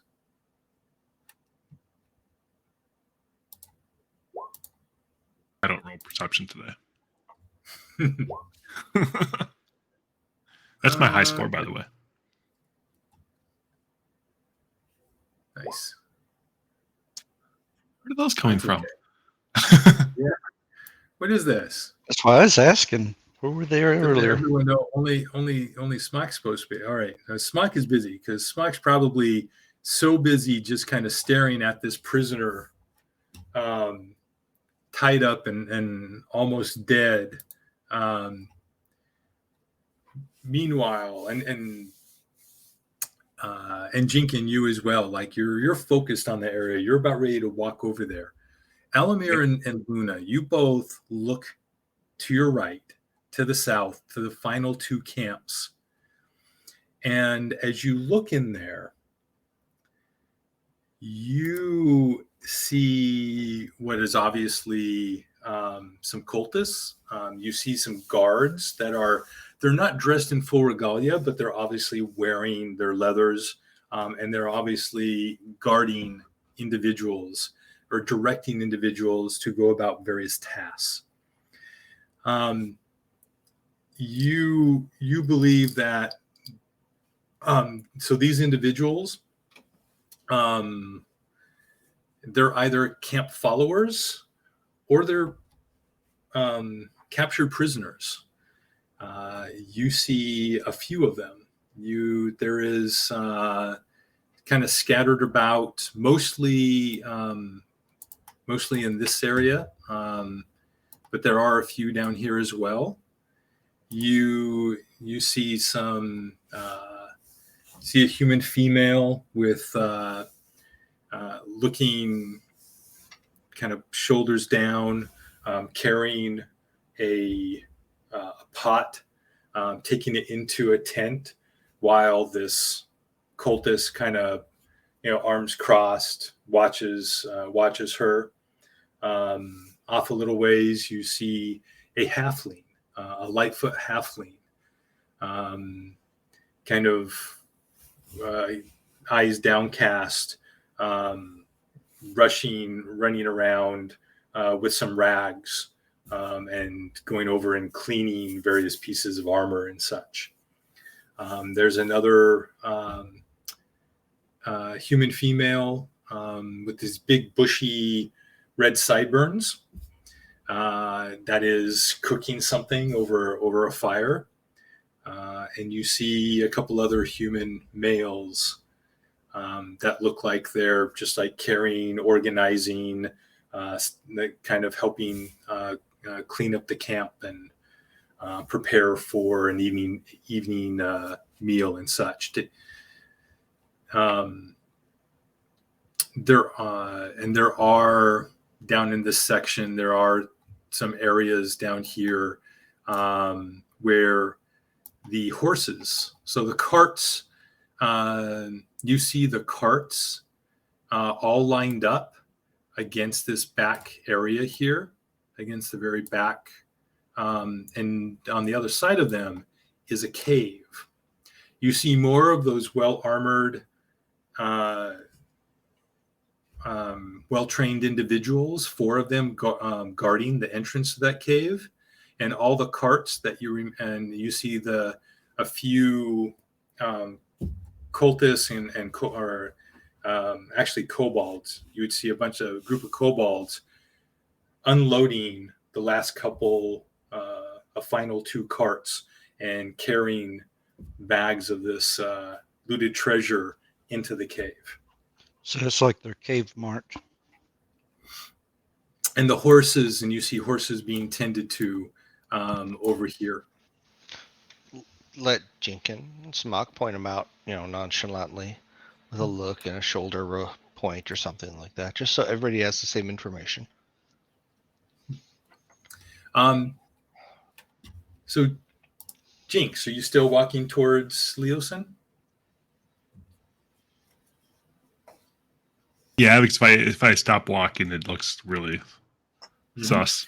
And I'm not really walking. I'm doing that whole limping walk still, because I got to keep it up all the way through time. So when I say walk, it's that I don't know if you're a watch with you had like really bad back pain, or you got that little gimpy walk. I'm kind of doing that whole thing as I'm walking. Okay.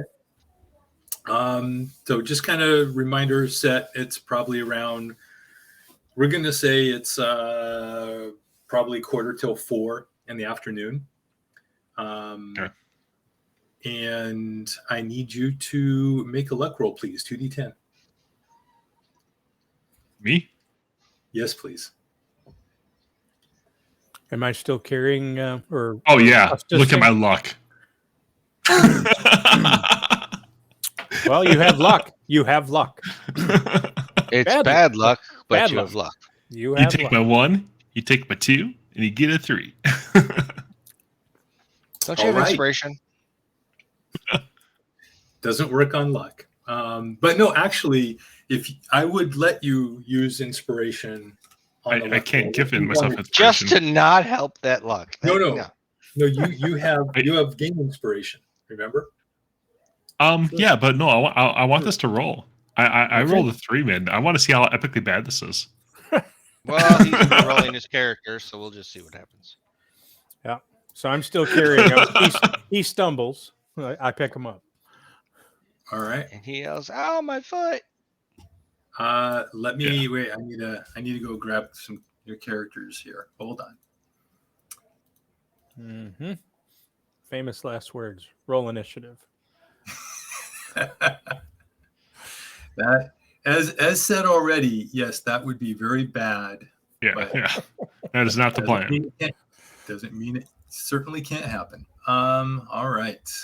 What you guys don't know is I'm going to use my shape changing ability to turn into an earthworm and dig into the ground. And there I am, Okay. standing there. All right. Good Down luck. here. There you guys are. So we are going to go here. And Jinx. So you're helping him. Luna and Alamir, what are you two doing while they walk towards this unconscious? Are we done with our looking around? And we Yes. absorbed everything that we were seeing. Yes. Well, Alamir is gonna keep up with the Joneses, but he is gonna stay back. Now, he is not keeping up directly next to the Joneses, but I'm gonna walk a little further. And So put should yourself I- where you okay, think can I you'd be. put? Can I put myself? Can I put? I don't know. Insight. I want to know what I'm getting from like this camp to my left. Are they watching us? Do they care? Are we getting any eyes from anywhere else, or are we just completely Oh, up here? free? Yes. So there is a good number of people out in there. I don't have tokens there, but there are definitely cultists up there and around the camps and stuff. But are they And watching? at all? people similar to the rest of the time. And as you were walking down, people looked at you. Now they've turned away. Not like Okay. nobody in that camp is looking at you right now. You're just more people coming in. They don't know you, so they just went back. What to whatever about- they were doing. What about where the guy is taped up to those people over there, the big So tent area? Are we noticed these- yet? All of these guards and stuff? Oh yeah, Yeah. You see almost every single one of them watching you. Okay. Like, Are there's they nothing else, preparing for a well, threat? some of them might be looking off to the south, or these guys over here might be like casually keeping an eye on the kobolds that are unloading the carts. So they're not. So when you say they look at later, they are looking at us. They're not changing their position of sentry to put more people to the front. No. Okay, so we're just being they're not watched. responding as if they see a threat. Okay, gotcha. They're All simply right. watching you because you are new people coming into this area. Okay, and then no, so I'm keeping up with them, and these are 5 foot, right? Yes, they are. So I can hear everything from here from Smock and from Jinx. 10 feet away, I should be able to hear it. I got big ears; they're pointy. Got it. So now, And Luna, what is Luna doing besides standing next to me? I'm hanging inside you, just watching, taking everything in. All right. I'm trying to walk casual. Gotcha. I'm trying to get us all killed. Yeah. Fireball. All right.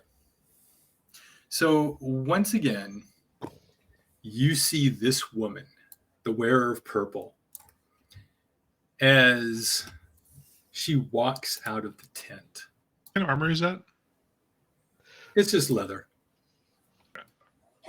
And what is looks she like fancy. wearing in the? Is she the one that we saw in town? Because that was a red-haired lady, wasn't it? No. Oh, we saw her, didn't we? Yes, this is who you saw. Okay, that's her. So actually, now we have She a was problem leading the because somebody attack. knows us. Yes. And she walks out, and you hear We're her dirty voice, looking. and she says, "How is the prisoner? Is he ready for more questioning?" And you see the one of the veterans to the left of her from your standpoint, kind of turns and, "No, ma'am, she is not woken. He has not come woken yet."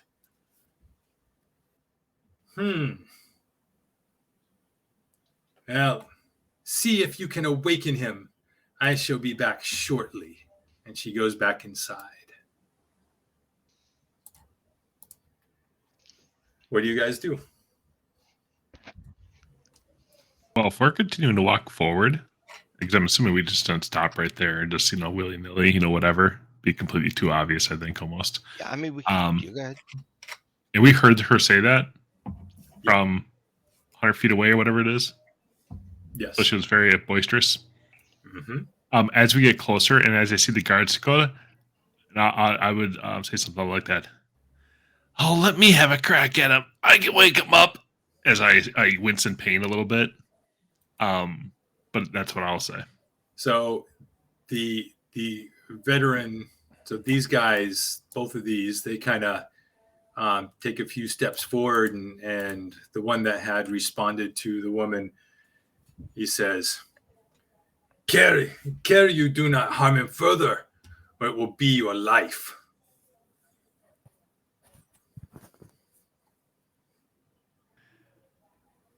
I have a light smirk on my face, and as I go, harm him. Ha! You should be so lucky. As I yell out, as we go close. I just moved you guys closer. Yep. And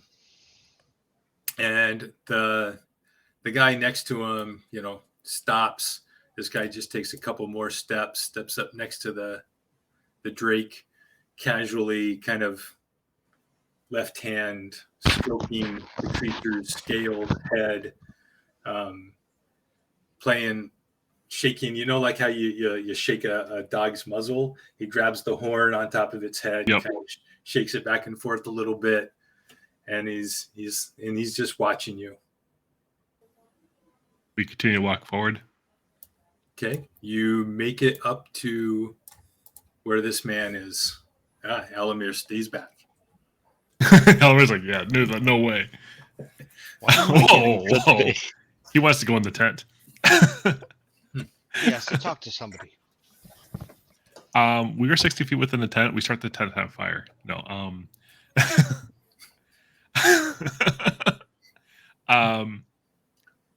I get up really close to the monk. The person on the pole, and I put my hand up on their face like I was mentioning before I was going to do, and I turn the face a little bit. I like listen to their breath, and I whisper, I'm like, we'll free you as soon as we can. I whisper into his ear, and I just, I basically like clench a jaw a little bit if you hear me, because I can have my hand on his jaw and see if I can feel it.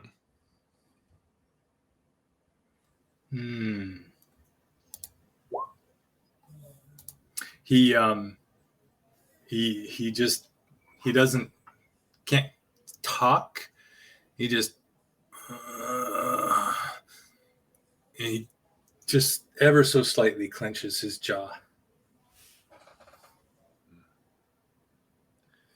Doesn't open his eyes, doesn't really move. And you're confident, like he barely made any noise. Only you and Smock could really hear him. Okay. I take my water skin off of my belt. Mm-hmm. And then I kind of slap him on the face a couple times lightly. Okay. And then I give him a little bit of water. And as I touch him, I give him a hit point. Whoa! Oh, okay. Yeah. Okay.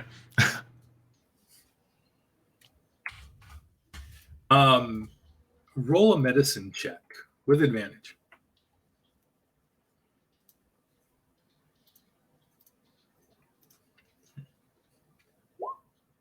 Well, they get advantage. His eyes flutter open, and he gulps down several full mouthfuls of water. He looks at both of you and he says, "Thank you." I'm going to hit you now. Stabs you. I'm going to hit you now, but it isn't going to be his head ever so slightly. But just so you know, it will be in your gut. Do you have any reason that I shouldn't hit you in the gut? I am doing this quietly. Don't like it. Well, we got to look a certain way. So. And he says, "I understand." Very good. So I proceed to, of course, ham it up a little bit, hit him in the gut. and then I yell at him with my most ferocious voice and intimidation. Answer the question. And I didn't ask any question out loud, but then I roll the intimidation. See how well you pull this off. advantage or not advantage? Can I give him? Can I give him help? Yes, you absolutely can. I what do you do? whatever in it. So I have to roll that, don't I, to get a higher 10, right? No, I don't. It depends. What are you trying to do? I'm just holding him ready anyway, so I'm just gonna help him intimidate him, even though it's obviously a fake intimidation. Like you're shaking, like Yeah. you're. Yeah. Okay. Yeah. In that case, my huge strength of 10. You can roll either a performance or intimidation, persuasion, anything related to that you'd like. Okay. No, this is Jinx. Oh, okay. This is to help him out, right? Yeah, because you're performing basically. Okay, so you're saying I can use persuasion to do this? Yeah, you can if you'd like. Yes. Okay, I will. You're putting on a show, trying to persuade the guards that you are. You want me to use deception instead, then? If you'd like, it's up to you. It doesn't matter. It's the same. Go ahead and do deception. Okay. 22. Woo. Oh, yes. Woo. So Smock, you definitely have advantage. Go for it. Wow.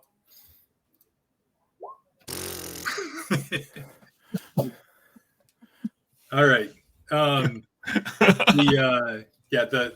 veteran is the one guard is just kind of he smirks and shakes his head. Amateurs. Yeah. And he's like, leave him alone. That Frula Mandath will question him shortly. You do not want to be around unless, of course, you just like to step back and watch.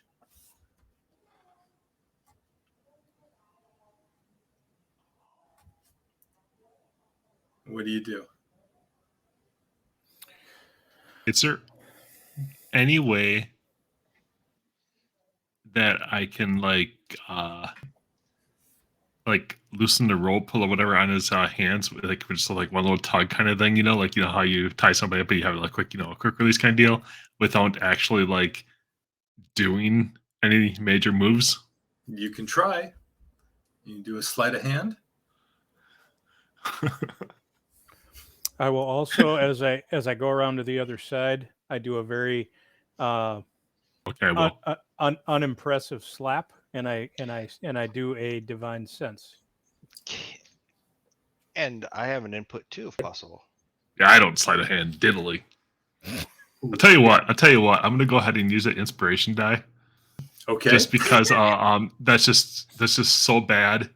It's not much better. Dude, it's fine. Dude. But it's not a okay. He's tied pretty tightly. Yeah. So when I do that, I'm gonna actually turn around and I'll actually I hit the post instead of hitting him, just to be like You're lucky that didn't happen. in a threatening way. So, all right, Tom. Can I use one sec? Go ahead. Because of how well your deception happened before, it's kind of considered the end of that, and so they weren't really. No one really noticed what you were trying to do. Okay. Yes, Alamir. I know we discussed minor illusion, but I'm not trying to illusion a rock of something, but I want to illusion damage. So as they're doing these pullback slaps and these fake punches and stuff, can I make the illusion of, as he slaps him or punches him in the face, the skin breaking open? Yes, you can. You in particular have the ability to do that with. I want to mess up his face with every hit, with it. I mean, it looked like he already had it. Wasn't looking too good when we showed us the picture. So, But show them that that he's getting that they're causing damage to him. that's fine.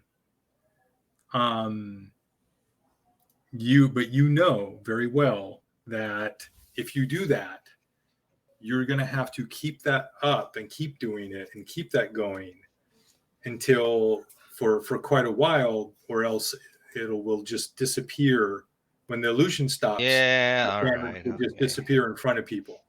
All right. Okay. Right. No, it's a great idea if you were going to play that into something. Baby, fairly displace your beast.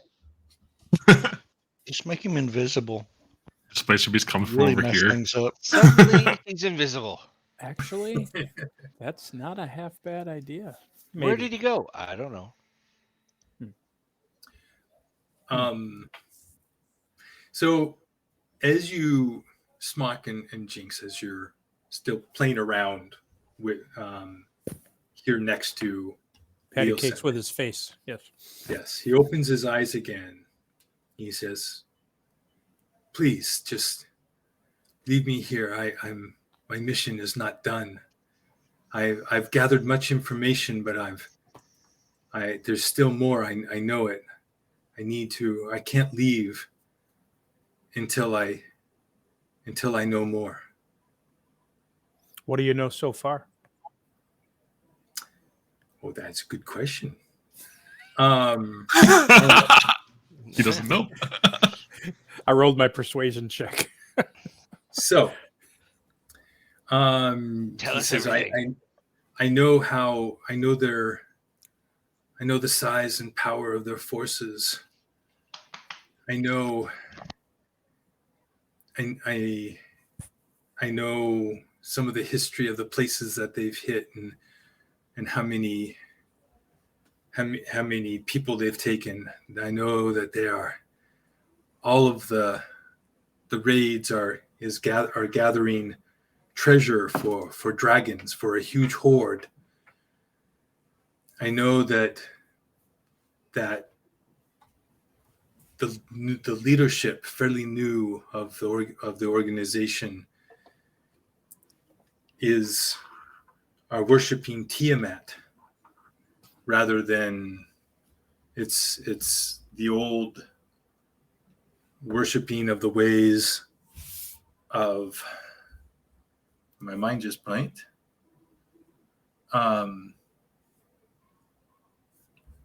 That's really bad that my mind blanked. The ways of Samasta. And I believe that there could be, I don't know, I do not know yet what is inside the cave.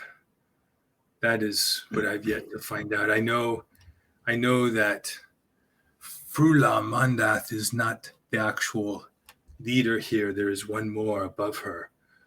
One called the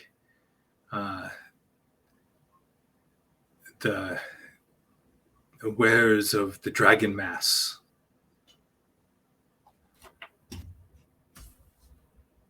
Wearers of dragon masks. Okay. Yes. His name is Asbara.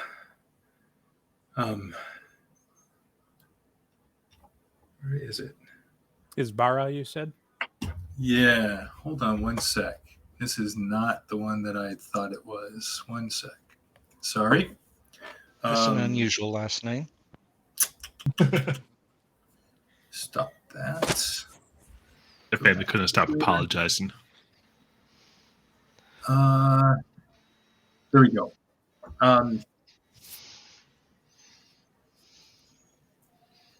No, actually, I guess that's not. No. Oh, I know. There we go. No, he is the wearer of the. They're called worm speakers, and the wearer of the black mask He is here running this operation. His name is Resmir. Out of game. How do you spell that, please? Right there. That is a lot, but there is more to learn. I am fine, truly. Let me finish my mission. There are those here to the south of us who were captured in the raids. If you could save them. What is your plan? Because it doesn't look like you have one at the moment. I can escape any time I wish. I am getting more information out of Faerûn Mondath than she is getting out of me. How can we help you? And can you provide us a distraction to get in the cave?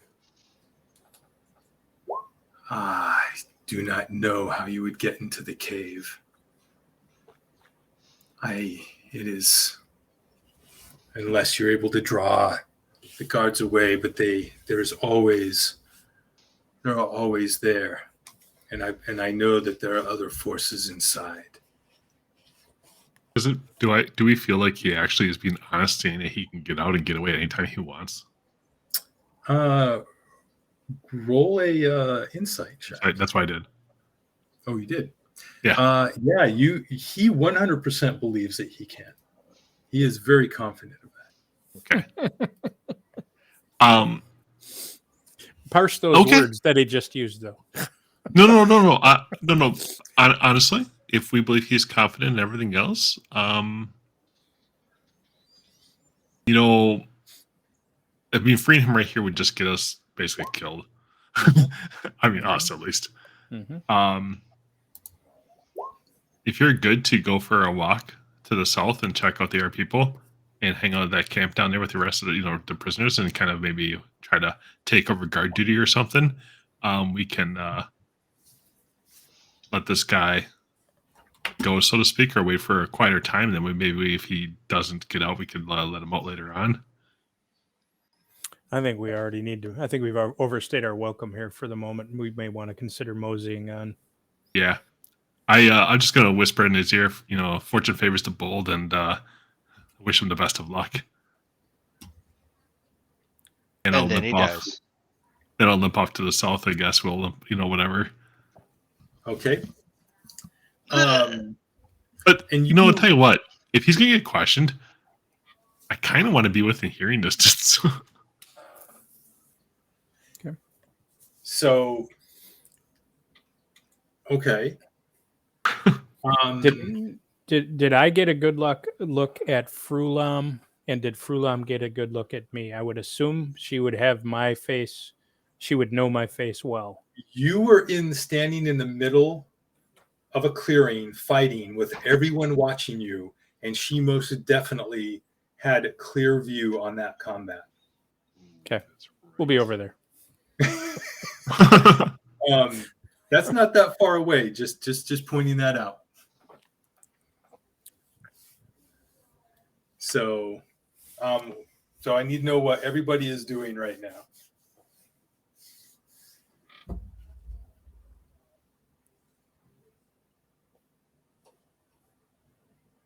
You can just say how close. So, how close would you like to be, Jinx? I trail off to the south. Knowing how loud and boisterous she likes to talk and everything else, I trail off enough and head down to the south camp or whatever, but still kind of keep my eye on that. More of when I stop and just I kneel on the ground, like I'm taking a quick break as I'm walking that way. I do that side eye look, where I don't really look, but I look. So you all get about 60 feet away. You're pretty confident, that given how far away you heard her before, if she's anywhere close to that, and you heard her pretty clearly before, there's no problems with the noise traveling. It's not very loud around here. And around this large tent, other than the occasional growling noise from one of the guard drakes, there is nothing not a lot of noise. There's a little bit of noise and laughter, whatever, coming from the little camp up above you and those to the south, but there's not a lot of interference. One other thing, actually, that I thought about,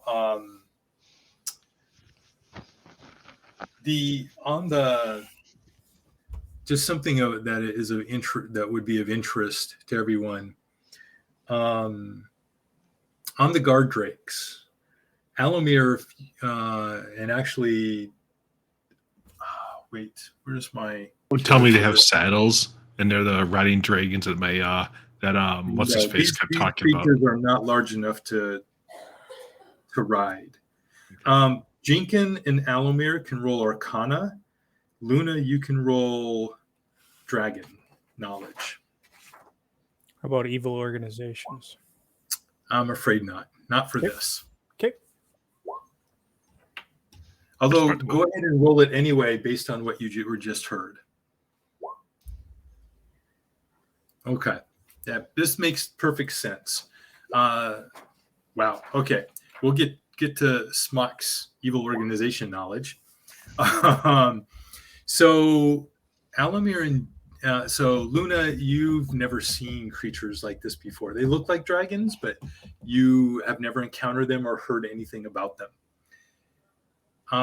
Jinkin and Alomir, you both have read or heard stories or have an idea of what these are. You look, and as you look, like it looks like these. They don't look like there's any gender on them. They look asexual. There's no genitalia or anything representative of male, female, and it strikes you. You've heard stories of creatures like this that are magically created from the scales of dragons. So they truly are dragon spawn. Yeah. So there's this bizarre and grisly ritual that is done to create them, that just pure magic out of a dragon's scales. And it is something that is historically talked about as part of the Church of Tiamat, the cult that worships Tiamat directly. Because it actually requires at least an adult, if not an ancient chromatic dragon, to conduct this ritual. And you have here an array of at least three different types of these guard drakes that were created by at least three different powerful chromatic dragons for the cult.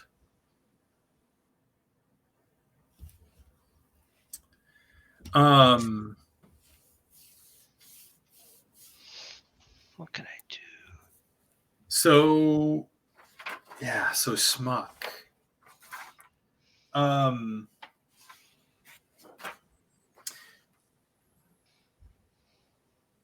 You know a lot about like everything that this group of adventurers knew about the cult of the dragon. Like you had already knew most of that yourself too. You had heard of the Wearers of Purple. That's been around for really for the over 100 years. They've been doing that. But this is the first time you've heard the term of worm speakers. But when Leosim talked about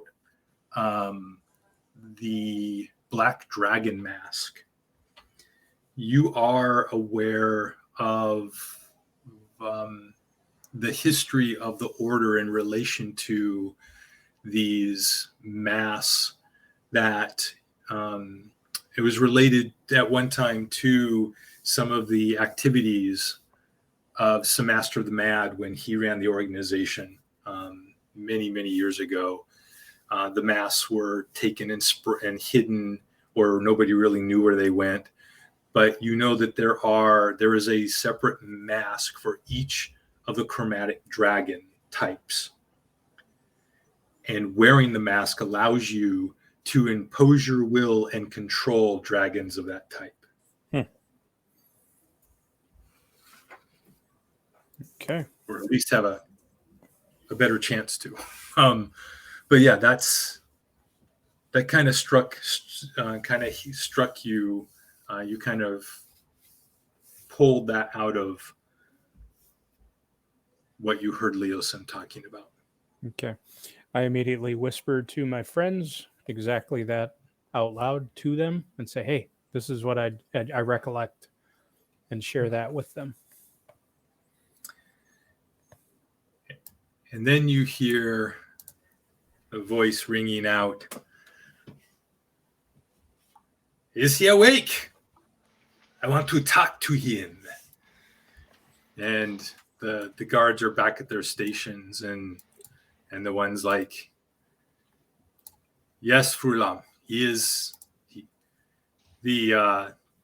Some of the more recent arrivals were able to wake him for you. Excellent. I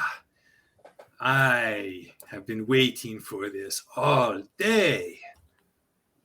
And she walks out. And as she does, Smock keeps running away.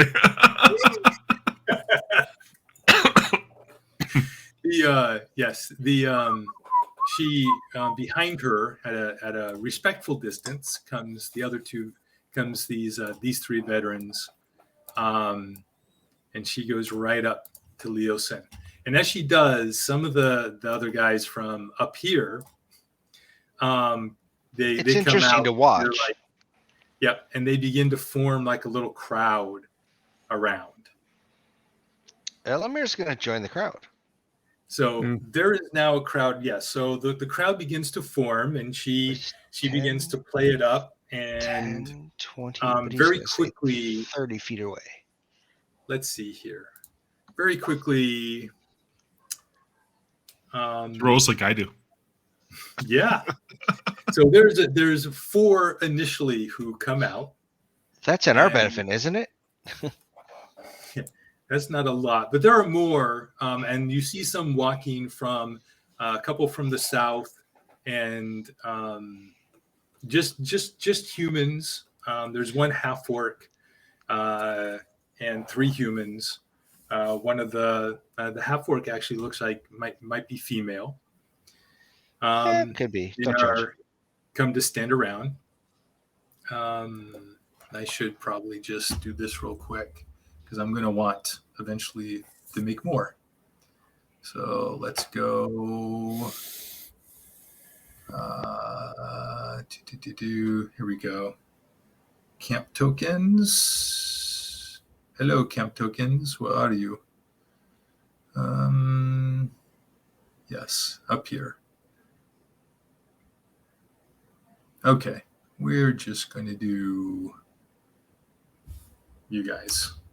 Okay.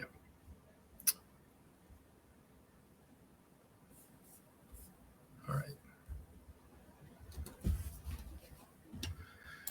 All right. So, and they stand back, and there's going to be others coming too. There's a couple here. There's a couple kind of standing around over here, and there are more that begin to walk towards the area. So, and she begins. I'm not going to just have a full dialogue with myself. Narratively. Do it, Tom. Do it. You see the woman. She takes her fingernails and digs them into his neck, and until you watch him wince and react. I get the Given- crowd. I get the crowd pumped up by me about that. Go, yeah! And there are as she's going, there is slowly more and more people gathering, coming up from other areas to watch this. Are the prisoners that were to the south of us in the south camp, is that camp getting kind of emptied out? No, again, you know that there are from what you've seen and from what the kobold had told you, and you know it to be correct. There are literally hundreds, or not hundreds, but probably close to 100 cultists here. So gathering, if there are 20 to 30 people who come over here, yeah, there's still dozens and dozens left in that camp, or at least a couple dozen. So yeah, not being cleared out. But there's a few who just who finds this entertaining. And she begins, and one of the things you notice, Luna, I'm pretty sure, yes, Luna and Jinkin and Alamir. Actually, yep, Luna, Jinkin, and Alamir.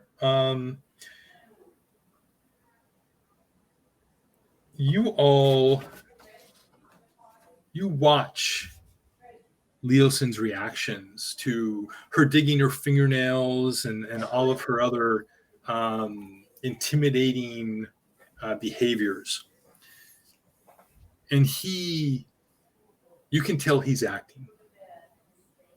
He is kind of giving her the reaction that makes her happy. That kind of eggs her on. That gets her to go further. To make her feel like she's having an effect on him. You kind of get that sense, Smock, but you're not really sure. You don't think that she's really hurting him, like any real damage other than just like maybe bruising pain. But he's definitely reacting to it. And she begins asking him, who sent him, and she wants to know who sent him, who he's working for, and what he knows. She knows, she's heard stories, that he has been looking into the cult and their activities, and she wants to know what he's found out and who he's told it to. Those are her questions. And she begins to get more and more insistent as a crowd grows and they begin to kind of cheer and joke and make lewd jokes at the monk's expense. And they begin gathering around. And that's about the size. This is about the size of, going to be about the total size of the crowd. And they're not gonna, and you notice nobody gets right up close near the guards. When you say the guards, you're talking about the veterans. Yeah, the veterans. Okay. Sorry, yeah, I was calling them guards earlier, but these guards here, these are really like more the mercenaries that look like they're just hired raiding extra people to help raid that you would see. Are there any in the towns that we've gone through and everything else? Are there any sketchy bards?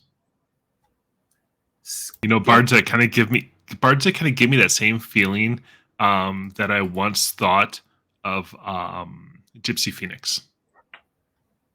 Ah, I see. So, actually, no, you have not seen any of those. So nobody is sketchy, or it gives me the same kind of vibe or whatever, and nobody's okay. Since you said a lot of these Go ahead. Sorry. I'm trying to get to clarify, make sure I'm answering this correctly. You're specifically asking though, the people sketchy like the bard was, or bards that are sketchy? Bards that are just sketchy in general. What I'm looking for, on a side note, is a fall guy. A guy that, if the world lost, wouldn't be a huge loss, but could be really easily somebody that would be thought of as somebody that could pass on knowledge without having to, yeah. Okay. I will, maybe not recently. It doesn't have to be. I'm just looking for somebody alive. But in your travels, yes, you met quite a few people. I know why I can't find it, because it's not there. You've met a good handful of bards over the years, that you would put in the same general kind of fall into the dark side that you thought of Gypsy Phoenix. Okay. Yep. When you were saying that some of a bunch of these are mercenary bot types, blah blah blah blah blah, it's a stretch. But with Alamir's travels and dealings with different people, but he loves faces. Does he recognize any of these as townfolk that he knows of from certain towns? And I know there's only a smattering of people here, but is there a connection to anything that I know of? I know you probably can't see it, but that's what I just rolled. I don't know what you just rolled. I just rolled 20 on 2d10s. Oh, yes, he knows everybody. No, but there is That'd be one. worse. But there is his cousin. It's not one of the guards. It is one of the cultists. It's Billy. His name is Menrory. And Menrory? Menrory. Got it, thank you. And you remember him from one of the towns on the way east to the Sea of Stars. One of the little towns you go through in the caravan routes. Right. And you remember he was a stable hand at one of the inns. Okay. Up and up stable hand. What can I remember? Do you want insight or intelligence?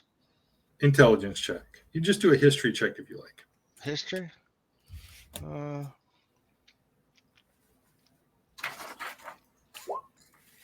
Not bad. Yeah. So what kind of information are you looking for? Was he? I guess the baseline I'm asking is: was he up and up? Did he try? Were we told by the innkeepers keep an eye on your stuff from that stable hand, or was he a up and up stable hand? Give him a tip. He takes care of the horses, takes care of the hearts. Nothing was missing. All of that sort of thing. He did his job, but not to the point where he was exceptional at doing his job, or even particularly good. He did what he needed to get by. So he wasn't going to get the silver as a tip. He's got a copper. Yeah. He didn't go above and beyond. Good. Yes. Okay. Definitely did not go above and beyond. And he wasn't always around when he really was the type of person who would try to shirk his duties. Gotcha. As in a way that he couldn't, easily be caught and yelled at for, but he didn't try very hard. Then I want to make sure that I put myself behind. I don't know which cultist it is, so that, I'm not spotted by him directly. I just don't know where he is. So it is actually this guy back here. Let's just. And do I remember hitting it off okay with him? I know. Okay. No, I rotten to the core. Got it. Well, I can't. No, but I can't imagine that here. We're just going to put that mark on him. I can't imagine that you would have gone out of your way to strike up conversation or get to know someone like that. Okay. I mean, So does that sound fair to you? That sounds very fair. So that guy, okay, then I'm in a good position. He was looking left and right, whatever. I got a glance of his face. I know who he is. I just want to make sure I'm not in a see through what everybody's looking at to see him or to see me.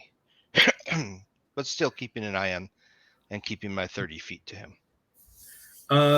Smock, I need you to make a luck roll, please. 2d10.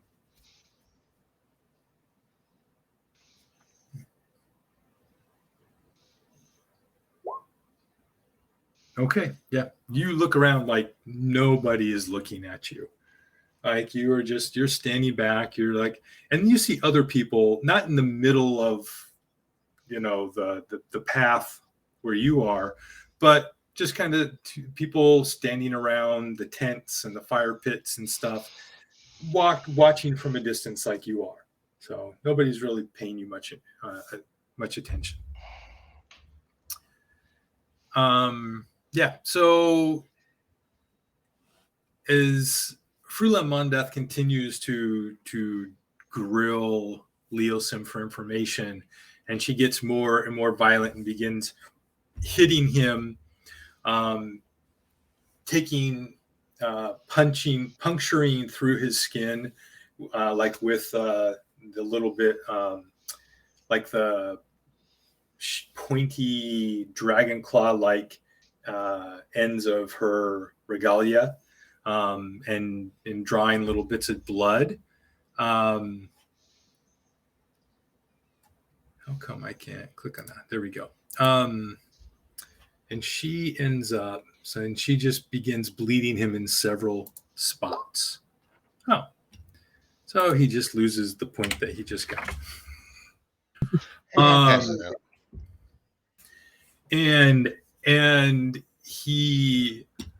She is very loudly, playing up to the crowd, playing up to the veterans. Has, one of this guy actually has the guard drake over here, and she grabs the drake and puts it over and begins to threaten that she's going to let the drake, nibble on parts of him that are easily accessible. I know this is a completely awkward time, but I'm going to tell it. I make some smart ass joke to the cultist trying to get him to laugh, and just to see if it'll not laugh at necessarily at the Drake or nothing, the whole first thing, but just to laugh at the whole matter and make her think that he's laughing at her. So this little cultist guy right here, I was going to tell a joke to him and do it. How would I go about that performance? Yeah, do performance. It's bad. Never mind. He's like, shut up. He just kind of gives you a side look and just, actually, very specifically, no, he just begins ignoring you. So you see,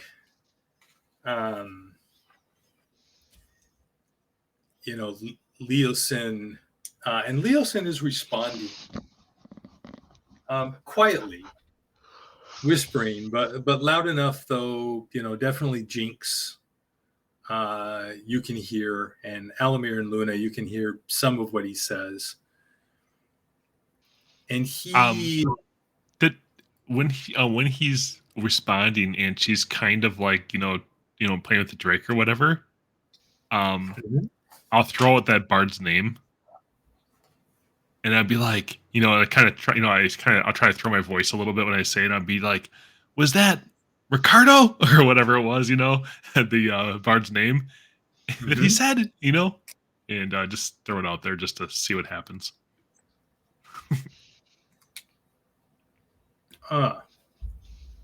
So, and you're trying to, where do you? I guess I don't know what I'm trying to do, except for I'm trying to throw names out there that can be the pawns of her, just whatever she wants to go after. And if he acknowledges that maybe she'll be going after instead of her focus on this other person that I don't really care about. Okay.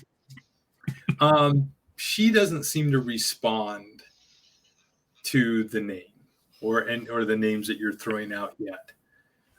She's very focused on Leosin. In fact, you hear some of the other people in the crowd are throwing out suggestions, and and so they're not yelling names like you are, but they're definitely throwing out lots of lewd suggestions and laughs and jokes at Leosin's expense, and she's ignoring all of them as well. So she plays up what she is saying and doing, and ignoring what other people are saying, other than the responses.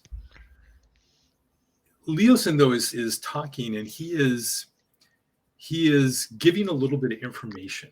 Like, you hear him say that he knows how big the raiding force is. He names a town that he knows they attacked just right previous to here. In fact, he names the town. Greenest? You said just previous. Previous to Greenest. He names he names Hearthaven.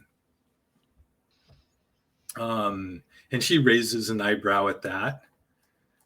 And then he doesn't ask a question, but he mentions like something of value in that he knows it's in the cave. And then you see him just eyeing her carefully through his slitted, half-closed eyes, watching her reaction. So, but she after she finishes drawing the blood and the blood seeping out, you see his eyes flutter, and then his head lolls all the way down, and she slaps him hard, but he doesn't wake up and appears to stay unconscious.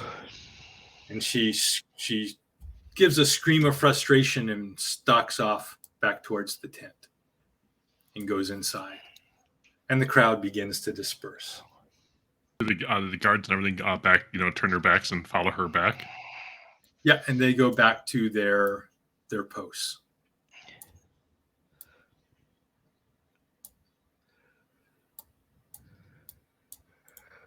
As everybody backs off,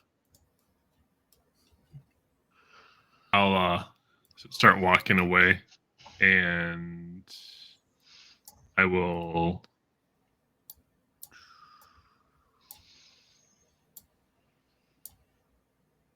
What will you do? It doesn't seem you have to actually hear me. I will whisper a word or two and cast Healing Word on him. Yeah, no, he doesn't have to be able to hear you. No. So I cast Healing Word on him, and he gets a whole 5 hit points. Your heals are like awesome. That's not awesome. That's a 1. I rolled a 1. I was being facetious. Yeah, okay. You've been rolling really low on all your heals like the whole game. Excellent. All right. And then you guys begin to walk away. And that here, I'm just going to kind of what are you guys, just before we end for the evening, what are you looking to do next? I don't have a. Scratching your heads. In my mind, I don't have a way to actually get him free without probably getting us all killed. I did trust, because based on my insight and everything else, I did trust that he still felt like he could get away, and he may have been faking like he's that hurt, and the healing I did was really nothing he needed, but I just felt like it was something I had to do. And I figure my thought is we head south, because now it would be really awkward for us to start going north after we went south and back north, like we're turning around constantly. And I figure we go south, and we'll see what we can do with those our prisoners. Very good. Smock, you were furthest away from everyone. What are you doing? I'm waiting for them to gather up and move on. And as soon as I see them kind of heading a direction, I would then start scampering the same direction. Very good. So I'm going to, and Luna, I assume, Luna and Elmir, you're joining Jinx, and Yep. Okay. What the heck was that? And let's just do this. We're going to go Southern Camp. And I'm going to put you all up here. And this is where we will take back up next week. And we will stop right here for the evening. So are we, is the plan to do a long rest here? Or is that what we're thinking? We might be able to get a short rest here, unless we're going to find a tent that we have. I mean, actually, with all the people that might have died, there might be extra tents available that we'll be able to crash in. See what we can find in the south camp and go kind of play it from here. That's about right. I'm wondering how we're going to get out here alive. Walk. Run. Wait till we're sent off to go do a scout. Nice. Just asking, because it's okay. Well, we can take it up next time. Good I have thoughts. zero idea what we're going to do. Relieve the other, be sent to relieve the guards at the ambush site. Yeah. We'll find out next week. Yes. So thanks, everybody. And we will catch up next week.